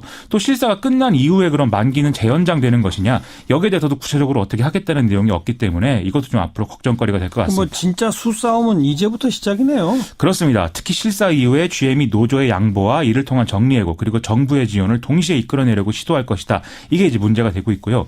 반면 이제 노동자들과 지역 경제 피해를 최소화해야 되는 우리 정부의 경우에는 한국 GM이 지금 처하고 있는 본사와의 어떤 구조적 문제 그리고 경영 실패의 원인을 밝히는 거 이런 것에 강조점을 두고 GM의 신규 투자를 이끌어내는 것에 좀 중점을 둘 것으로 보여서 차이가 좀 나고 있는 것입니다. 예. 어쨌든 실사가 진행되는 한두 달간에 그야말로 치열한 여론전이 펼쳐질 것으로 전망이 됩니다. 여론전은 있겠지만 실사에서 뭐가 드러나는지가 가장 핵심이니까 그게 제일 중요하죠. 제대로 좀 밝혀내야죠. 맞습니다. 다음 뉴스요. 지난 21일에 검찰이 2016년부터 2017년까지 강원랜드 사건을 수사했던 최종원 전 춘천지검장 등의 당시 수사라인 주요 관계자 사무실 등을 압수수색을 했는데요. 이때 압수수색 영장에 김수남 당시 검찰총장이 피의자로 적시된 것으로 확인됐다라고 오늘 아침에 동아일보가 보도를 했습니다. 이에 앞서 강원랜드 채용비리 수사 의혹을 폭로한 안미영 검사는 최종원 전 지검장이 불구속 수사 지시를 내리기 직전에 김수남 전 총장과 면담을 했다 이렇게 주장한 바 있는데요. 이에 대해서 오늘 더불어민주당은 강원랜드 채용비리 사건과 이에 대한 수사 무마 의혹 시도가 윗선 어디까지 닿았는지 의문이 증폭되고 있다 이렇게 꼬집기도 했습니다. 네. 다만 검찰은 시민단체가 이 사건을 고발하면서 피고발인의 김수남 검찰총장을 포함시켰기 때문에 피의자로 이제 적시를 한 것이고 이에 따라 압수수색을 진행한 것이며 아직 구체적 혐의가 확정된 단계는 아니다 이렇게 설명을 하고 있다고 합니다. 이 수사가 좀 더딘 것 같네요. 이쪽은. 지금 좀 속도를 더 내야 될 것 같습니다. 그렇죠. 권성동 법사위원장 얘기는 없나요? 더불어민주당이 입장 발표하면서 또 사퇴를 거론했는데요. 어제 또 SBS 방송에서 개그먼 강유미 씨가 권성동 의원을 찾아가서 강원랜드에 몇 명을 꽂았냐 이렇게 질문을 한 게 네티즌 사이에서 화제가 될 정도로 지금 관심사죠. 오늘도 국회 법사위가 열려서 이 문제가 언급되지 않을까 했는데 오히려 김영철 문제가 쟁점이 되면서 국회가 파행되면서 좀 흐지부지 됐습니다. 더불어민주당은 권성동 의원이 교섭단체 간사 간 합의 없이 일방적으로 법사위를 소집했고 또 이 시각에 사법개혁특위에서 이제 법무부 장관과 업무보고가 진행되고 있었는데 김영철 문제를 물어본다는 이유로 법무부 장관을 데리고 가서 이게 좀 의도가 있는 거 아니냐 이런 의혹도 제기하면서 반발하고 있는 그런 상황입니다. 아무튼 이 대목에 대한 검찰의 수사 조금 더 속도를 냈으면 좋겠고요. 다음 뉴스는요? 일본 정부가 정현백 여성가족부 장관의 일본군 위안부 피해자 관련 발언에 대해서 반발을 하고 있는데요. 일본 외무성은 정현백 장관이 현지 시간 22일 스위스 제네바에서 열린 유엔 여성차별위원회 회의에서 위안부 문제를 언급하는 과정에서 성노예라는 표현을 사용했다면서 이것은 한일 간의 위안부 합의를 위반한 것이다 이렇게 주장을 하고 있습니다. 스가 요시히데 일본 관방장관도 같은 주장을 하면서 정현백 장관이 특히 이제 8월께 가칭 위안부 연구소를 설립할 계획이라고 밝힌 것에 대해서 이게 합의 위반이다라면서 강력하게 반발하는 그런 모습 보였습니다. 우리 정부의 입장은요? 외교부는 언론을 통해서 우리 정부가 피해자 중심적 접근에 따라서 위안부 피해자의 명예와 존엄을 회복하고 역사적 교훈을 남기기 위해서 노력 중이다라면서 여성가족부 장관의 발언도 이 맥락에서 이루어진 것이다라고 해명을 하고 있고요. 네. 그러면서 이 문제와 관련한 정부의 공식 명칭은 일본군 위안부 피해자이다. 그리고 국내 관련법에서도 동일 명칭을 쓰고 있다 이렇게 강조를 했습니다. 그런데 또 당시 상황을 좀 보면은 일본의 주장과는 좀 온도차가 있는 그런 상황이었던 걸로도 생각이 되는데요. 관련 보도들을 보면은 정현백 장관은 유엔 회의에서 위안부 문제를 먼저 적극적으로 언급하고 이런 모습을 보인 게 아니라 피해자 지원 실태와 관련해서 위원회에 질문이 나오니까 여기에 답을 했을 뿐이라는 거거든요. 오히려 관련 단체들은 정현백 장관 태도는 좀 소극적이지 않았느냐 이렇게 좀 주장하고 있는 그런 상황입니다. 자, 다음 뉴스. 경찰이 정치자금법 위반 혐의를 받는 KT커머스 등에 대한 압수수색을 오늘 진행했습니다. 경찰은 KT가 조직적으로 국회의원들에게 불법 후원금을 보냈다는 의혹을 수사 중인데 이 과정에서 KT 자회사인 KT커머스가 상품권 판매업체인 모 업체 등과 함께 이른바 상품권 깡으로 후원금을 마련하는 데 관여했다 이렇게 보고 있는 상황입니다. 네, 압수수색이 지금도 진행 중이라는 얘기죠? 그렇습니다. 여기까지 수고하셨습니다. 고맙습니다. 김민아 기자였습니다. 언론의 보도 동향 살펴보는 미디어 포커스입니다. 민주언론시민연합의 김원경 사무처장 어서 오십시오. 안녕하세요. 네, 그 서지현 검사 검찰 내 성폭력 폭로 이후에 네네. 지금 이게 각계로 막 분위기가 확산되면서 미투 운동이 본물 터지듯이 나오고 있잖아요. 예, 그러다 보면 관련 보도에 또 문제점들이 나오죠. 예. 그거 좀 지적해 봅시다. 사실 오늘 다른 거를 먼저 하려고 했는데 지금 미투 운동 확산으로 성폭력 보도가 정말 많이 나오고 있습니다. 네. 그래서 지난번에 이어서 성폭력 보도에 대해서 가이드라인을 좀 자세히 알려드리려고 합니다. 성폭력 보도 가이드라인? 네. 이런 게 있어요. 그런데 그 한두 가지가 있는 것도 아니고요. 예. 다른 가이드라인들은 대부분 한 가지 정도인데 예. 성폭력 가이드라인은 한 5개 버전이 있습니다. 5가지나? 네. 일단은 방송심의에 관한 규정 내에도 성폭력 관련해서 언급해 놓은 부분들이 있어요. 근데 이건 너무 짧아서 실제 보도에서 기자들이 활용하기에는 조금 너무 원칙적인 이야기만 담은 수준이고요. 아하. 그리고 두 번째로 여성가족부와 한국기자협회, 여성아동폭력 중앙지원단이라는 곳이 함께 만든 성폭력 사건 보도수첩이란 것이 있습니다. 네. 이게 내용이 참 좋은데요. 여기에 성폭력 사건 보도 실천 요강이라고 해서 취재할 때 주의사항, 그리고 기사 작성 시 보도시 주의사항이 따로 별도로 마련되어 있습니다. 네네. 그리고 한국여성정책연구원이 펴낸 양성평등문화 확산을 위한 방송 프로그램 제작 가이드라인이라는 것도 있습니다. 아하, 예. 예, 그리고 또 여성민우회, 한국여성민우회 성폭력 3당소가 만든 성폭력 보도 가이드라인 등 여러 보도 가이드라인들이 나오고 있습니다. 가이드라인이 이렇게 여러 군데 있다는 것은 그만큼 이게 민감하고 예민한 소재니까 네네. 꼭 필요하다는 얘기인 예, 거죠. 그리고 사건이 사실 관련된 잘못된 보도가 나온 경우가 많았다는 네. 소리입니다. 네. 오늘 그럼 뭐에 근거해서 하실 겁니까? 예, 제가 두 번째로 말씀드린 여성가족부와 다른 기자협회, 다른 단체가 함께 만든 성폭력 사건 보도 수첩. 네, 이 알겠습니다. 수첩에 있는 내용을 자세히 알려드릴게요. 주의사항은 몇 가지나 되죠? 총 7가지입니다. 7가지 중에서 첫 번째 원칙이 있는데요. 네. 이게 피해자의 신원이 노출되지 않도록 주의하라. 예. 라는 것입니다. 예. 피해자의 얼굴, 이름, 직업, 거주지 등을 직접 공개하지 않는 것은 법적인 의무사항입니다. 네. 여기에다가 간접적인 노출, 그러니까 보도를 하다 보면 피해자의 신원에 대해서 이렇게 간접적인 정보를 노출하게 되거든요. 그런데 이 노출이 범위가 좁을수록 피해자를 특정할 수 있다는 점에서 매우 조심해야 한다고 밝히고 있습니다. 예를 들면 피해자가 소속된 학교나 직장 등 소속 집단을 구체적으로 말할수록 노출 위험이 증가하죠. 네. 이런 사례가 있더라고요. 어느 나라 어느 로스쿨에서 한인 그 학생 사이에서 성폭력이 발생했다. 이런 보도가 나오면요. 사실상 그 안에서는 굉장히 특정하기가 쉽다는 거예요. 한두 가지 정보만 더 들어가면. 그렇게 해도 안 된다? 네. 예. 그래서 이렇게 범위가 좁으면 좁을수록 피해자를 특정하기 쉽다는 점에서 피해자의 거주지 사진이나 영상 등을 노출할 때도 조심하라는 거고요. 범죄 장소. 알겠습니다. 네. 이런 것들 모두 조심하라는 이런 거는 겁니다. 그 피해자 보호하자는 취지의 첫 번째 원칙인데 네. 미투 운동은 자기가 스스로 실명까지 거론하잖아요. 네, 이럴 때는 네. 어떻게 돼야 되죠? 그러니까 지금 그게 굉장히 고민스러운 측면인데요. 예. 미투 운동은 이제 스스로 나는 성폭력을 당했다, 더 참고 있지 않겠다라면서 자신의 신원을 공개하겠다라면서 이제 밝히는 거라서 이제 기자들이 이런 SNS에 폭로된 내용을 마구 퍼날라서 보도를 하고 있는 것이 현실입니다. 그렇죠. 그런데 저는 성폭력 보도 가이드라인에서 피해자의 신원을 보호하자는 것을 제일 원칙으로 삼고 있다는 점에 그 의미가 굉장히 크다고 생각하는데요.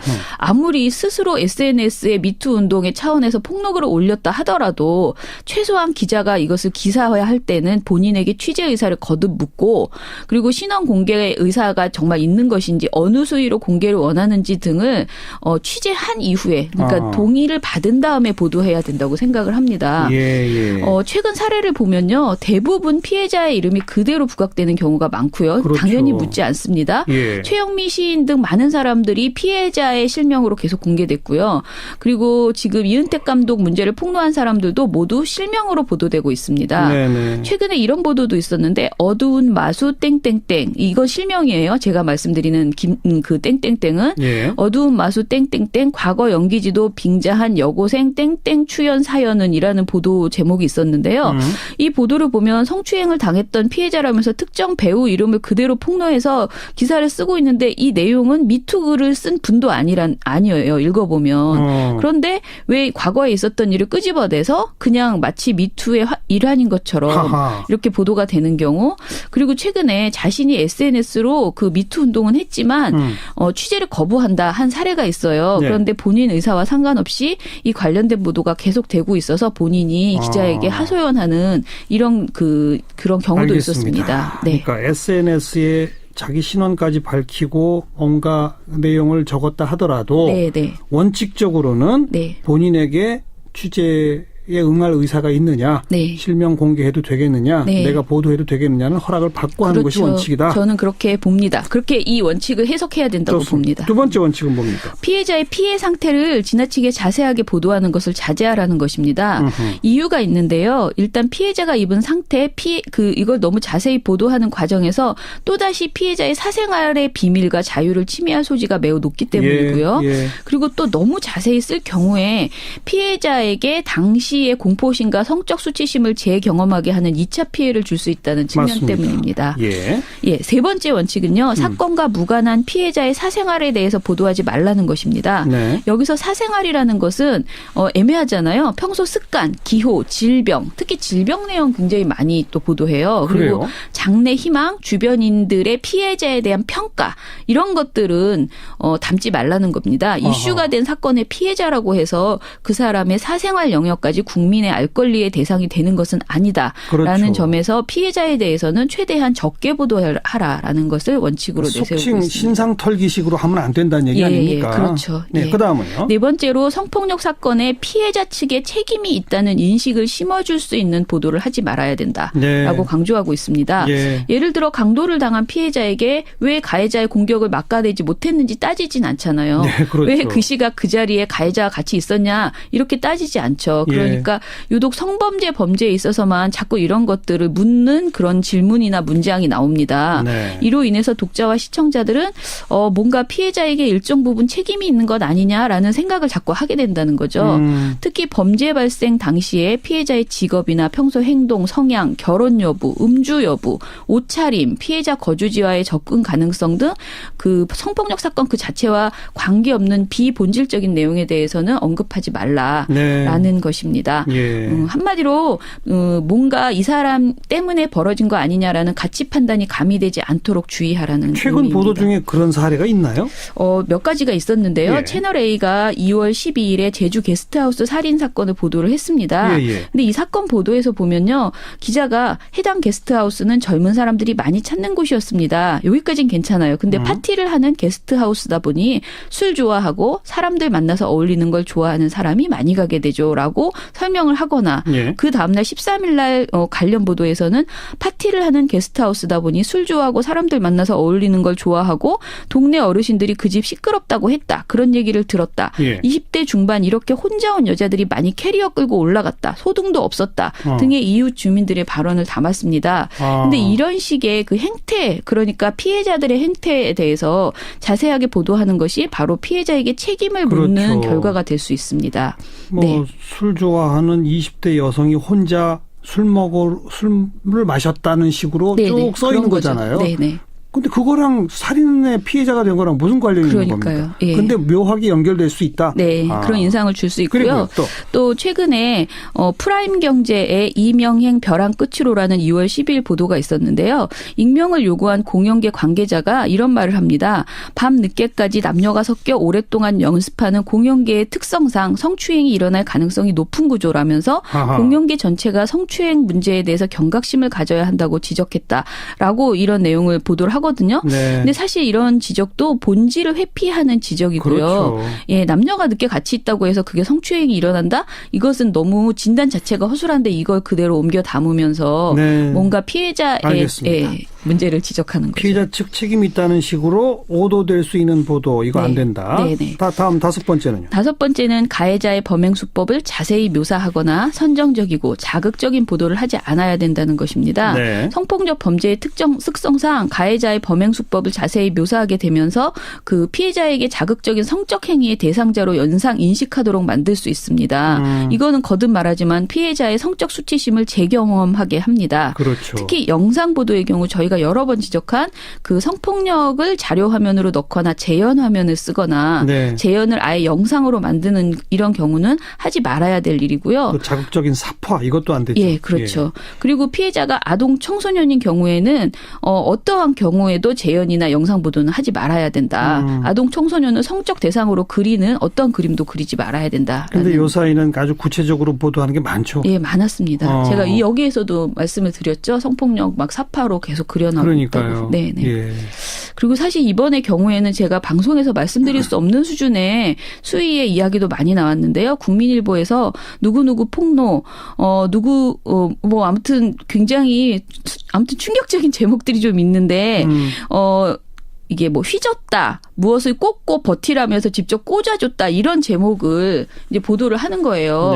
근데 사실 이런 모든 그러니까 어떤 피해를 주었는지 어떤 피해를 받았는지 이런 이야기들을 이렇게 구체적으로 제목에서 뽑고 내용에서 쓸 필요가 없다는 거예요. 애초에. 근데 지금 뭐 모든 언론이 선정주의로 막 흐르고 그러다 보니까 점점 제목을 더 자극적으로 뽑으려고 하고 이런 게 막 겹친 거죠. 그러면서 이제 특히 취재 경쟁이 과열되면 그러면서 이 기사 속 댓글 한두 개로 가해자로 지목된 사람을 그냥 바로 실명을 막 추정해가지고 실제로 그 사람인지 아닌지도 모르는 상태에서 마구 추정해서 보도를 한다거나 좀 전에 말씀드린 굉장히 자극적인 제목을 뽑는다거나 그 기사가 막 무책임하게 마구 진도가 나가고 있다는 그런 인상을 받습니다. 또 그다음 주의사항은 뭡니까? 6번째로 가해자의 그 사이코패스 및 변태적 성향, 절제할 수 없는 성욕 이런 말들을 지나치게 강조하는 것은 부적절하다는 것인데요.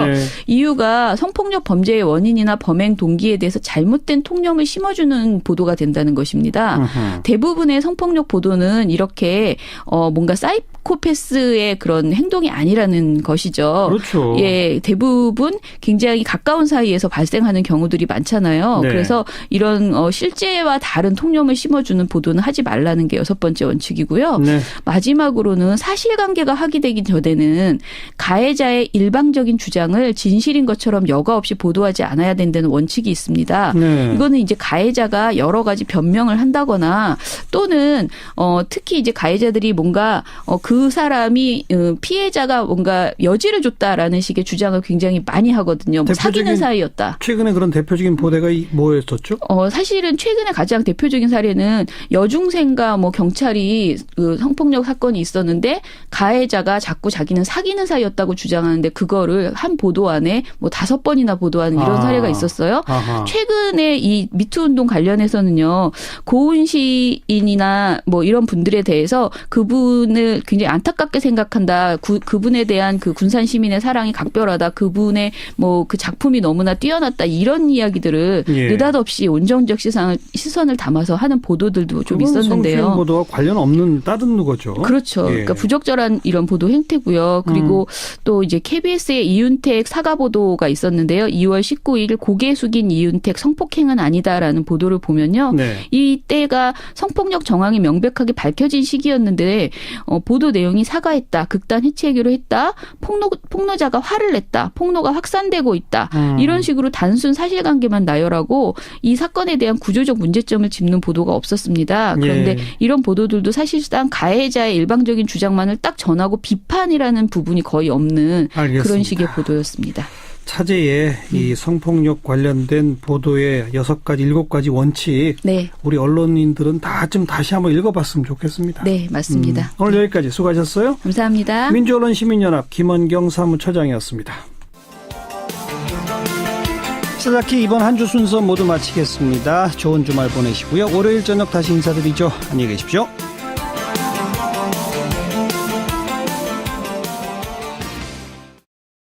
동행하는 사람을 보면은 세라 허커비 샌더스 백악관 대변인 그리고 한반도 문제 전문가인 앨리스 후커 NSC 보좌관 뭐 이런 사람들이 들어있어요. 그리고 의원들도 있더라고요. 그리고 오늘 뭐 만찬 이후에도 오랜 시간 함께 한다면서요.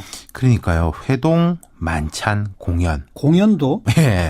만찬이 이제 상춘제 청와대 내에 있는 한식 건물인데 이쪽 경치가 아주 좋아요. 여기서 이제 이루어지고 요리도 뭐 전통 유대 식사법인 코셔에 맞춰서 준비한다고 합니다.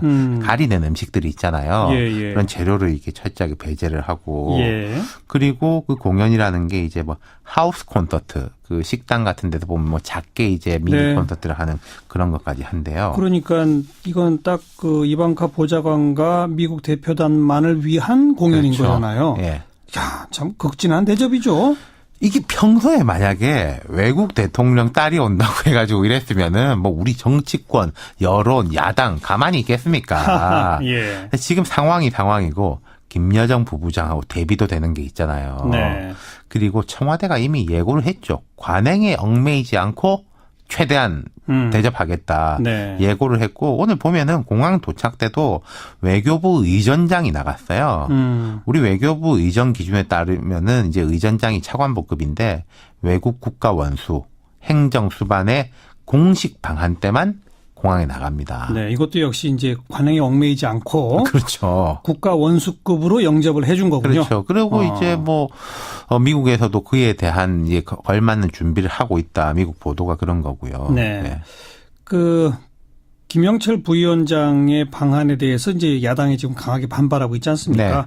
미국은 김영철 부위원장에 대해서 어떤 반응이에요? 자, 백악관에서는 안 만난다. 이런 이야기 외에는 별 말이 없었어요. 한국과 뭐 여러 사안에 대해서 긴밀히 협의하고 있다. 문제 없다. 원론적 반응이었고 대신에 국무부 대변인이 정례 브리핑에서 이제 코멘트 요청을 받았습니다. 기자들한테. 네. 천안함 기념관에 가서 그의 책임인 것으로 알려진 것을 보길 바란다. 이렇게 이야기했어요. 아주 차가운 냉랭한 반응이네요. 그렇죠. 이 김영철 부위원장은 미국의 독자 제재 명단에 포함된 인물이에요. 그렇죠. 미국은 뭐 부통령 때도 그랬지만은 아니 우리가 남북 대화를 하지 말라고 할 이유는 없다. 잘 해라. 예. 근데 우리는 이제 인권과 안보 문제에 대해서는 명확한 입장을 가지고 있다.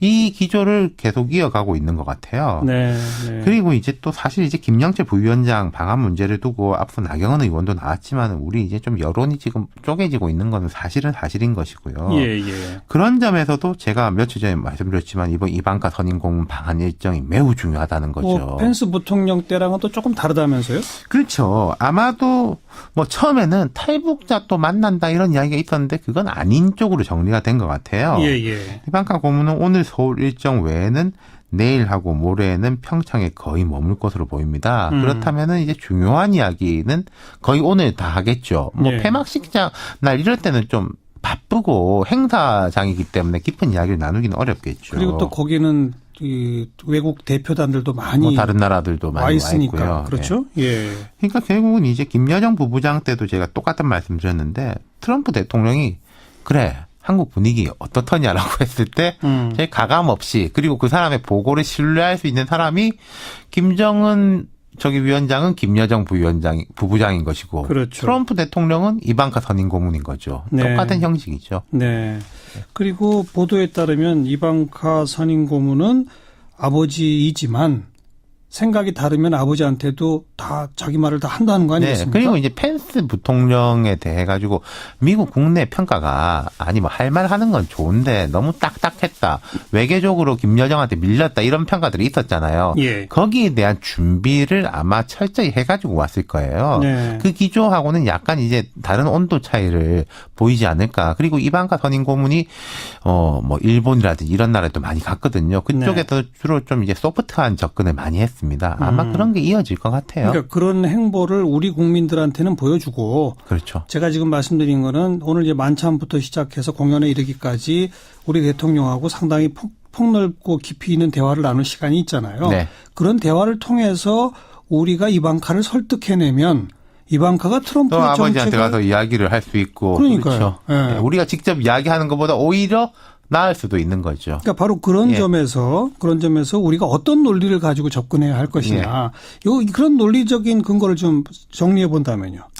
그러니까 뭐 저기 아니겠습니까? 결국은 뭐 코피 작전 이게 논란이 많이 됐었지 않습니까? 네. 빅터 차 그때부터. 그렇죠. 그래서 지금 당장은 이런 대화 국면이 벌어진 만큼 비핵화라든지 이런 거에 대해 가지고는 견지를 하겠지만 코피 작전 이런 거 쓸 수 있는 상황도 아니고 네. 미국의 공식적인 언급은 아니 그런 거 준비하고 있지 않다로 돌아서고 있거든요. 그렇죠, 그렇죠. 그렇다면은 제가 어제 우리 GM 이야기하면서 11월 지금 더불어민주당 쪽의 논평을 보면 2014년 10월 달에 판문점에서 남북 장성급 군사회담을 할 때 바로 이 김영철이 북한 쪽 수석 대표였다. 그때 뭐 폭침 배우설들이 있었을 때 당시 새누리당의 공식 논평은 왜 남북 대화의 노력을 방해하느냐 이런 논평을 한 바 있다. 왜 그때랑 지금 입장이 바뀌었느냐 이렇게 말하는데 뭐라고 하시겠습니까?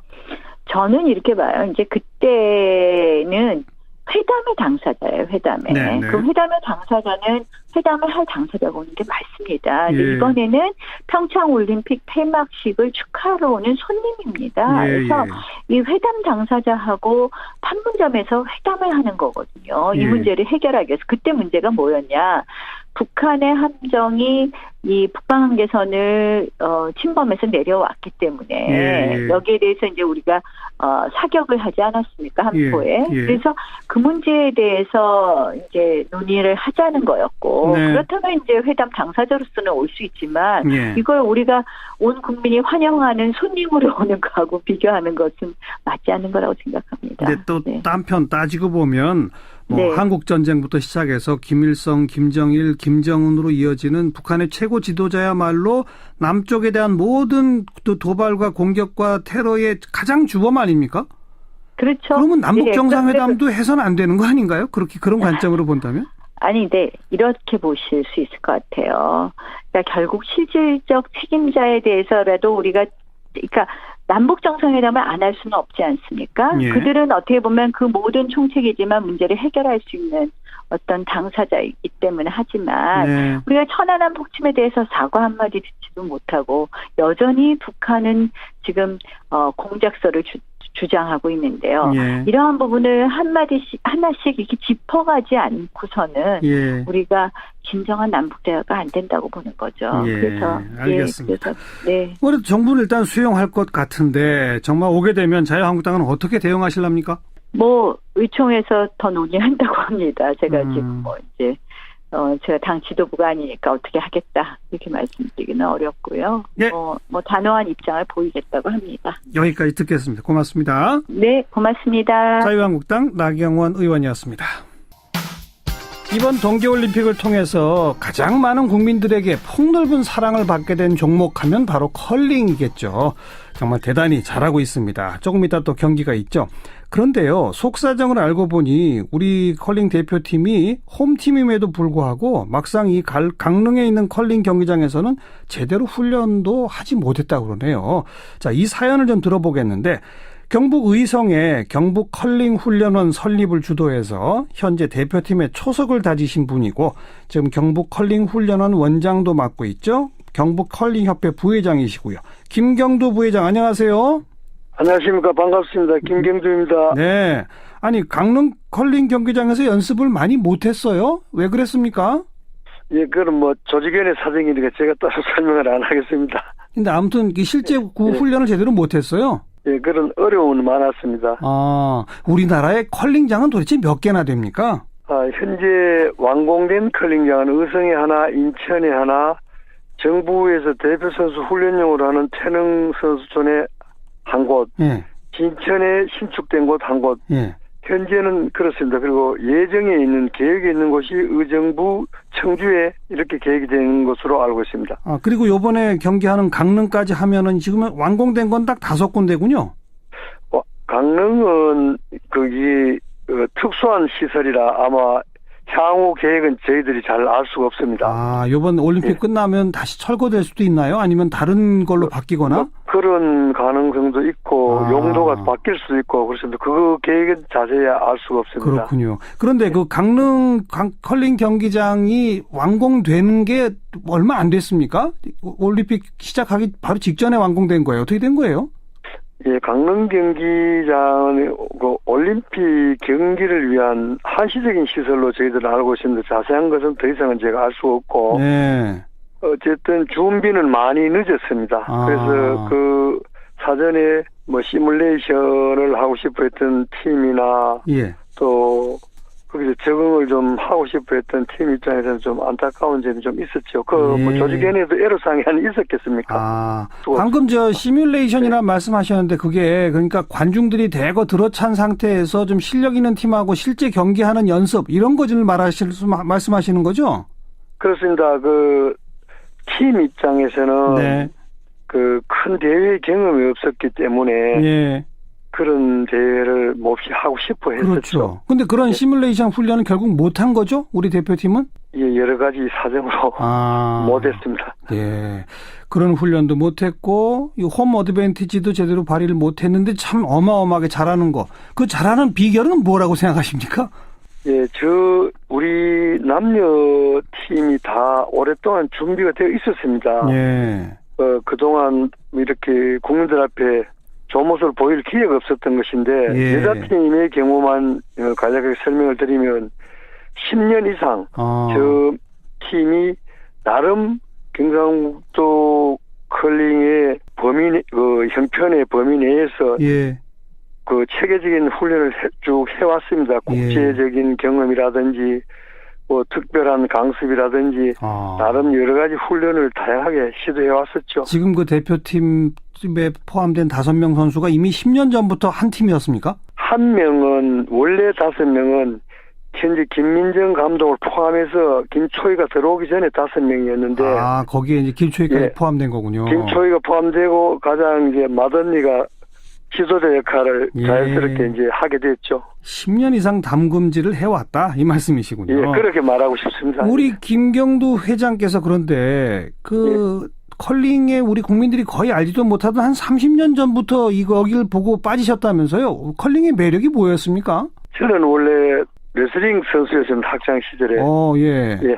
학교에서 학생을 가르치는 교직에 있으면서 가족과의 그 수영이라든지 스케이트라든지 주말이면 자연스럽게 생활체육을 하는 그런 그 삶을 살았는데 컬링이 제가 그때 30대 후반이고 공부를 하면서 미래 종목으로는 그런 대로 의미가 있겠다. 그리고 또 엘리트 쪽을 봐서도 올림픽 종목이고 그래서 초기에는 아주 가볍게 우리 주변 사람들 좀 모여서 이 컬링을 즐기기도 하고 소개도 해주고 이 정도로 시작을 했다가 자꾸 욕심이 생기고 이렇게 뭐 빠지고 하다 세월이 이렇게 많이 오게 됐습니다.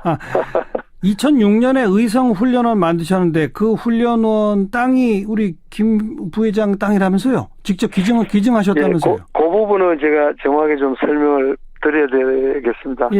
워낙 그 당시에 컬링장은 꼭 필요한 상황이고 땅도 없고 돈도 없고 병원도 없고 필요하기는 하고 그래서 저를 중심으로 몇몇 분들이 뜻을 냈습니다. 그래서 자치단체도 설득을 하고 또 지원책도 추진해보고 이래 하다가 제일 급선무가 부지가 안 되니까 부지부터 정해라 했었어요. 그러면 정해야 될 행편이 돼서 그러면 의성에 제가 그 의성 외곽에 밭이 조금 있었습니다. 거기를 경상북도에다가 부지로 제안을 하고 문서로 제안을 했습니다. 하고 진행 과정에 나중에 그 당시 군수님께서 부지는 의성군 부지를 내주셨습니다.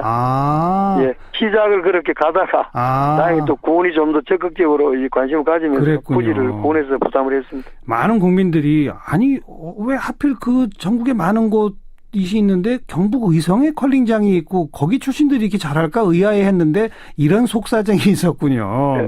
뭐 갈 데가 없으니까 그 당시는 최선택이었습니다. 아무튼 불모지를 뭐 일구셔서 이렇게 잘하는 팀으로까지 육성해 오셨는데 앞으로 좀 뭐가 필요하다고 보십니까? 마침 이낙연 총리도 뭐 컬링 팬이 됐다는데 이 방송 통해서 이낙연 총리한테 한마디 해보세요.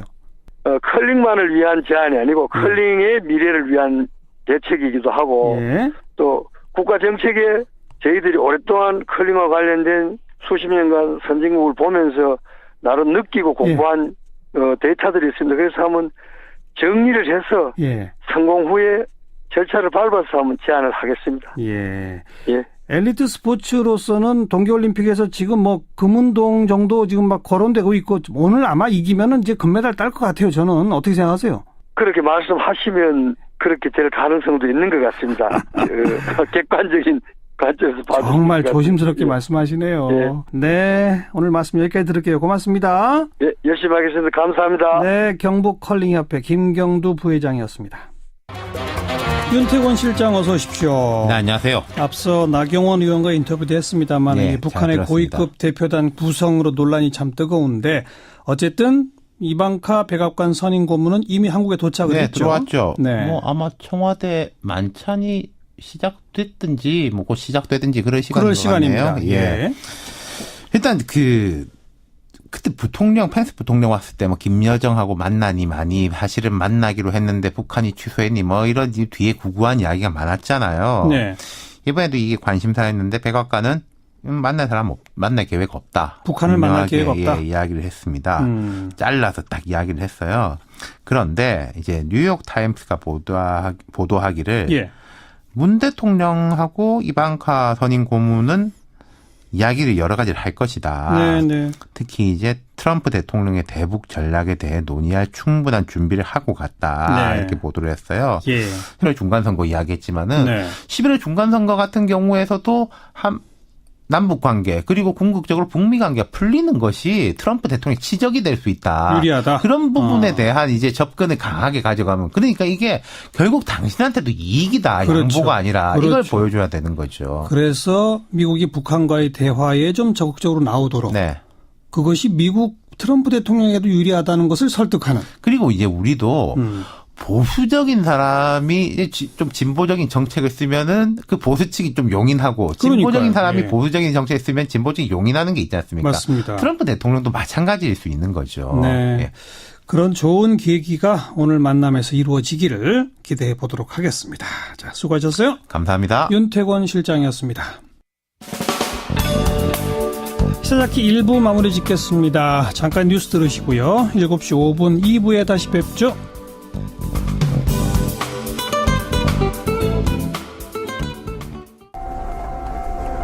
시사자키 2부 화제의 뜬 뉴스들부터 정리해드립니다. CBS 김효은 기자 어서 오세요. 네, 안녕하세요. 첫 소식은요. 네, 평창 동계올림픽에서 세월호 리본이 달린 헬멧을 쓰고 경기를 펼쳤다가 국제올림픽위원회에 제소된 선수죠. 여자 쇼트트랙 대표팀의 김아랑 선수가 오늘 대회를 결산하는 기자회견에서 세월호 희생자 가족으로부터 고맙다는 연락을 받았다며 눈물을 펑펑 쏟았습니다. 뭐 일베 회원인가가 이 노란 리본 그게 정치적 표현이다 이러면서 IOC에 신고했었던 그거죠? 네, 그렇습니다. 그래서 이후에 김아랑 선수는 노란 리본을 검은색 테이프로 가리고 경기를 뛰었습니다. 오늘 결산 기자회견에서 세월호 리본에 관한 질문이 나왔는데요. 김 선수는 대회 중 리본 때문에 화제가 될지 몰랐다. 대답하기 곤란하다고 답변했습니다. 네, 그러면서 비하인드 스토리를 전했는데요. 대회 중에 팽목항에 계신 분들에게서 고맙다는 연락이 왔다고 합니다. 네, 김 선수는 그 고맙다는 한마디가 자신에게 큰 위로가 됐고 덕분에 올림픽 내내 감사하고 기분 좋게 지낼 수 있었다고 말했습니다. 네.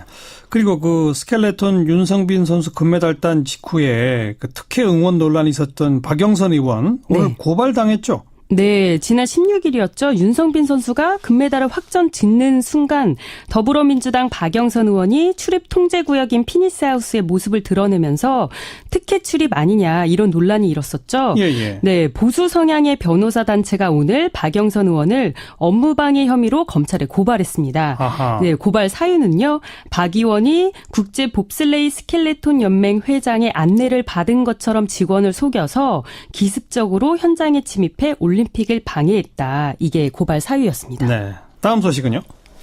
네, 문화예술계 미투 운동이 점점 확산하는 가운데 이번에는 배우 조재현 씨를 성추행 가해자로 지목한 폭로글이 나와서 파장이 일고 있습니다. 누가 뭐라고 폭로했습니까? 네, 드라마 해를 품은 달에 나왔던 배우 최유 씨인데요. 오늘 자신의 인스타그램에 의미심장한 글을 남겼습니다. 그대로 좀 전해드리면요. 내가 너 언제 터지나 기다렸지. 생각보다 빨리 올게 왔군. 이제 겨우 시작. 더 많은 쓰레기들이 남았다. 이렇게 적으면서 미투, 위드유 해시태그를 달았는데요. 조재현 씨의 프로필 캡처 사진을 함께 올렸습니다. 사실상 조 씨를 가해자로 지목한 거죠. 예. 네, 현재는 계정을 비공개로 전환한 상태고요. 아직 조 씨의 공식 입장은 나오지 않았는데요. 소속사 관계자는 확인할 부분이 있다. 이렇게만 밝혔습니다. 네.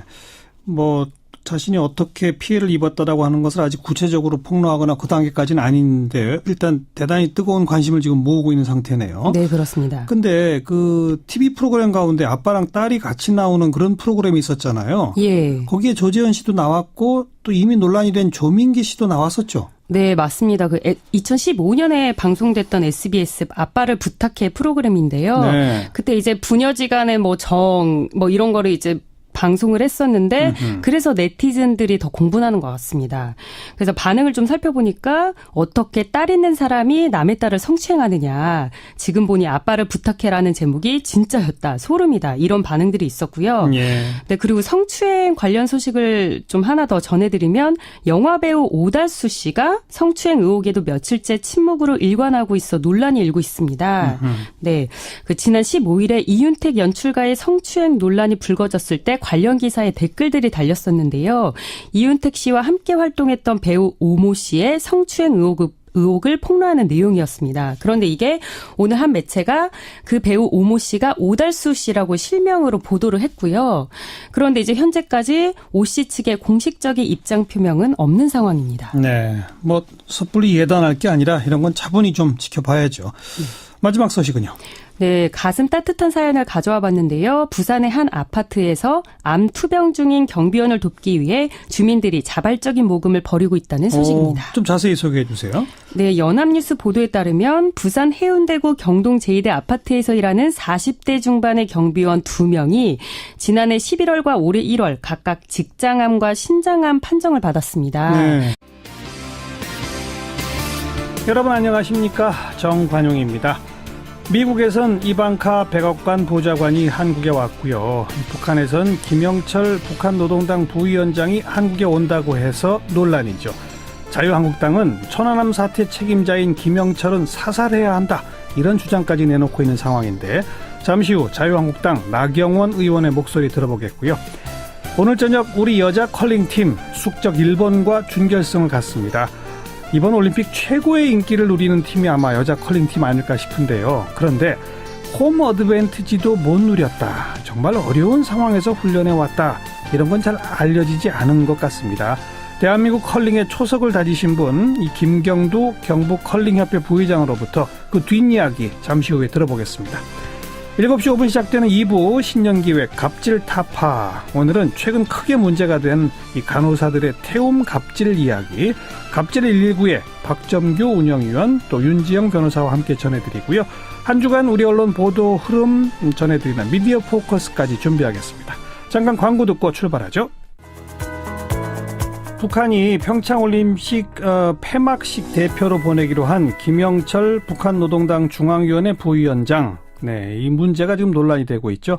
자유한국당 바른미래당 김 부위원장 방문 반대 성명을 내놓고 청와대 앞 시위까지 하고 있는 그런 상황입니다. 자유한국당 나경원 의원 연결해 봅니다. 나 의원님 안녕하세요. 네, 안녕하세요. 네. 네. 김영철 부위원장 어떤 사람입니까? 김영철 부위원장 대남 강경파였죠. 네. 그리고 2009년에 북한이 이 대남 공작 파트를 전면 개편하지 않습니까? 그때 네. 국방위원장 직속으로 정찰총국이 생기고요. 네. 그때 정찰총국장을 맡은 사람이 김영철 부위원장입니다. 그런데 네. 이제 아시다시피 2009년에 이렇게 개편하고 이제 대남 강경파인 김영철 부위원장이 정찰총국장이 되고요. 네. 그런 이후에 2010년부터 북한의 도발이 많지 않았습니까? 이제 3월에 천안함 폭침, 그다음에 이제 12월인가요? 연평도 포격. 그래서 사실은 이제 김영철 부위원장 하면, 그리고 이제 2014년 그 이후에 이제 목함 지뢰 사건에 이르기까지. 그래서 사실은 이제 김영철 부위원장을 우리 통일부에 보면 북한 정보 관련 사이트가 있는데요. 네. 그 사이트에 보면 이 서해 도발 등 이 도발 관련자들 명단에 김정은 그다음에 이제 김영철이 기재되어 있습니다. 그만큼 이제 핵심 인물이다.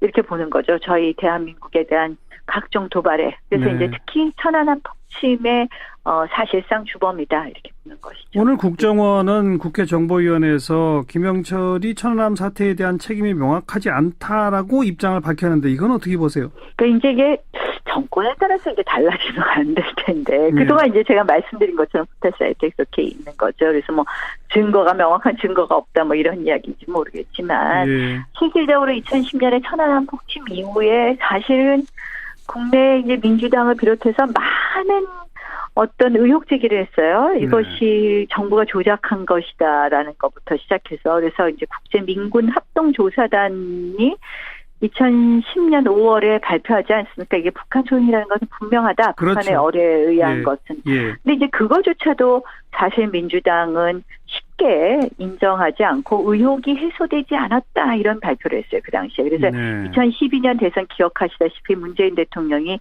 천안함 폭침이라고 안 하고 이 침몰이라고 표현을 써서 굉장히 논란이 되지 않았습니까? 이제 그 이후에 정부 발표를 수용한다 이런 표현으로 사실상 동의한다고 하시긴 했지만 결국은 이러한 어떤 천안함에 대한 생각 이런 것이 인식이 어떻게 보면 그러한 인식의 저변에 알겠습니다.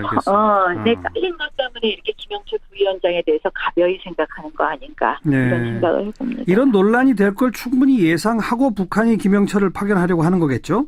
그렇죠. 그래서 북한의 의도는 뭐라고 생각하세요?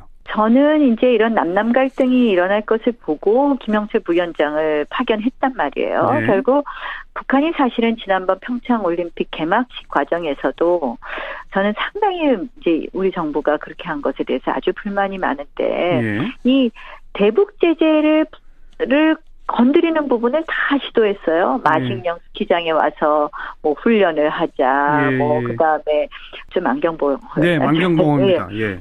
타고 또 내려오겠다, 또 육해 공로를 다 열었어요. 그러니까 대북 제재 구멍 내기를 시작했다면 김영철의 파견으로 대북 제재 둑을 완전히 무너뜨리겠다. 그리고 5.24 조치 해제의 첫 단추를 깨겠다. 이것이 북한의 의도라고 생각을 하고요. 그런데 왜 정부가 북한의 의도대로 말려드느냐. 알겠습니다. 그것이 참 걱정인 것이죠.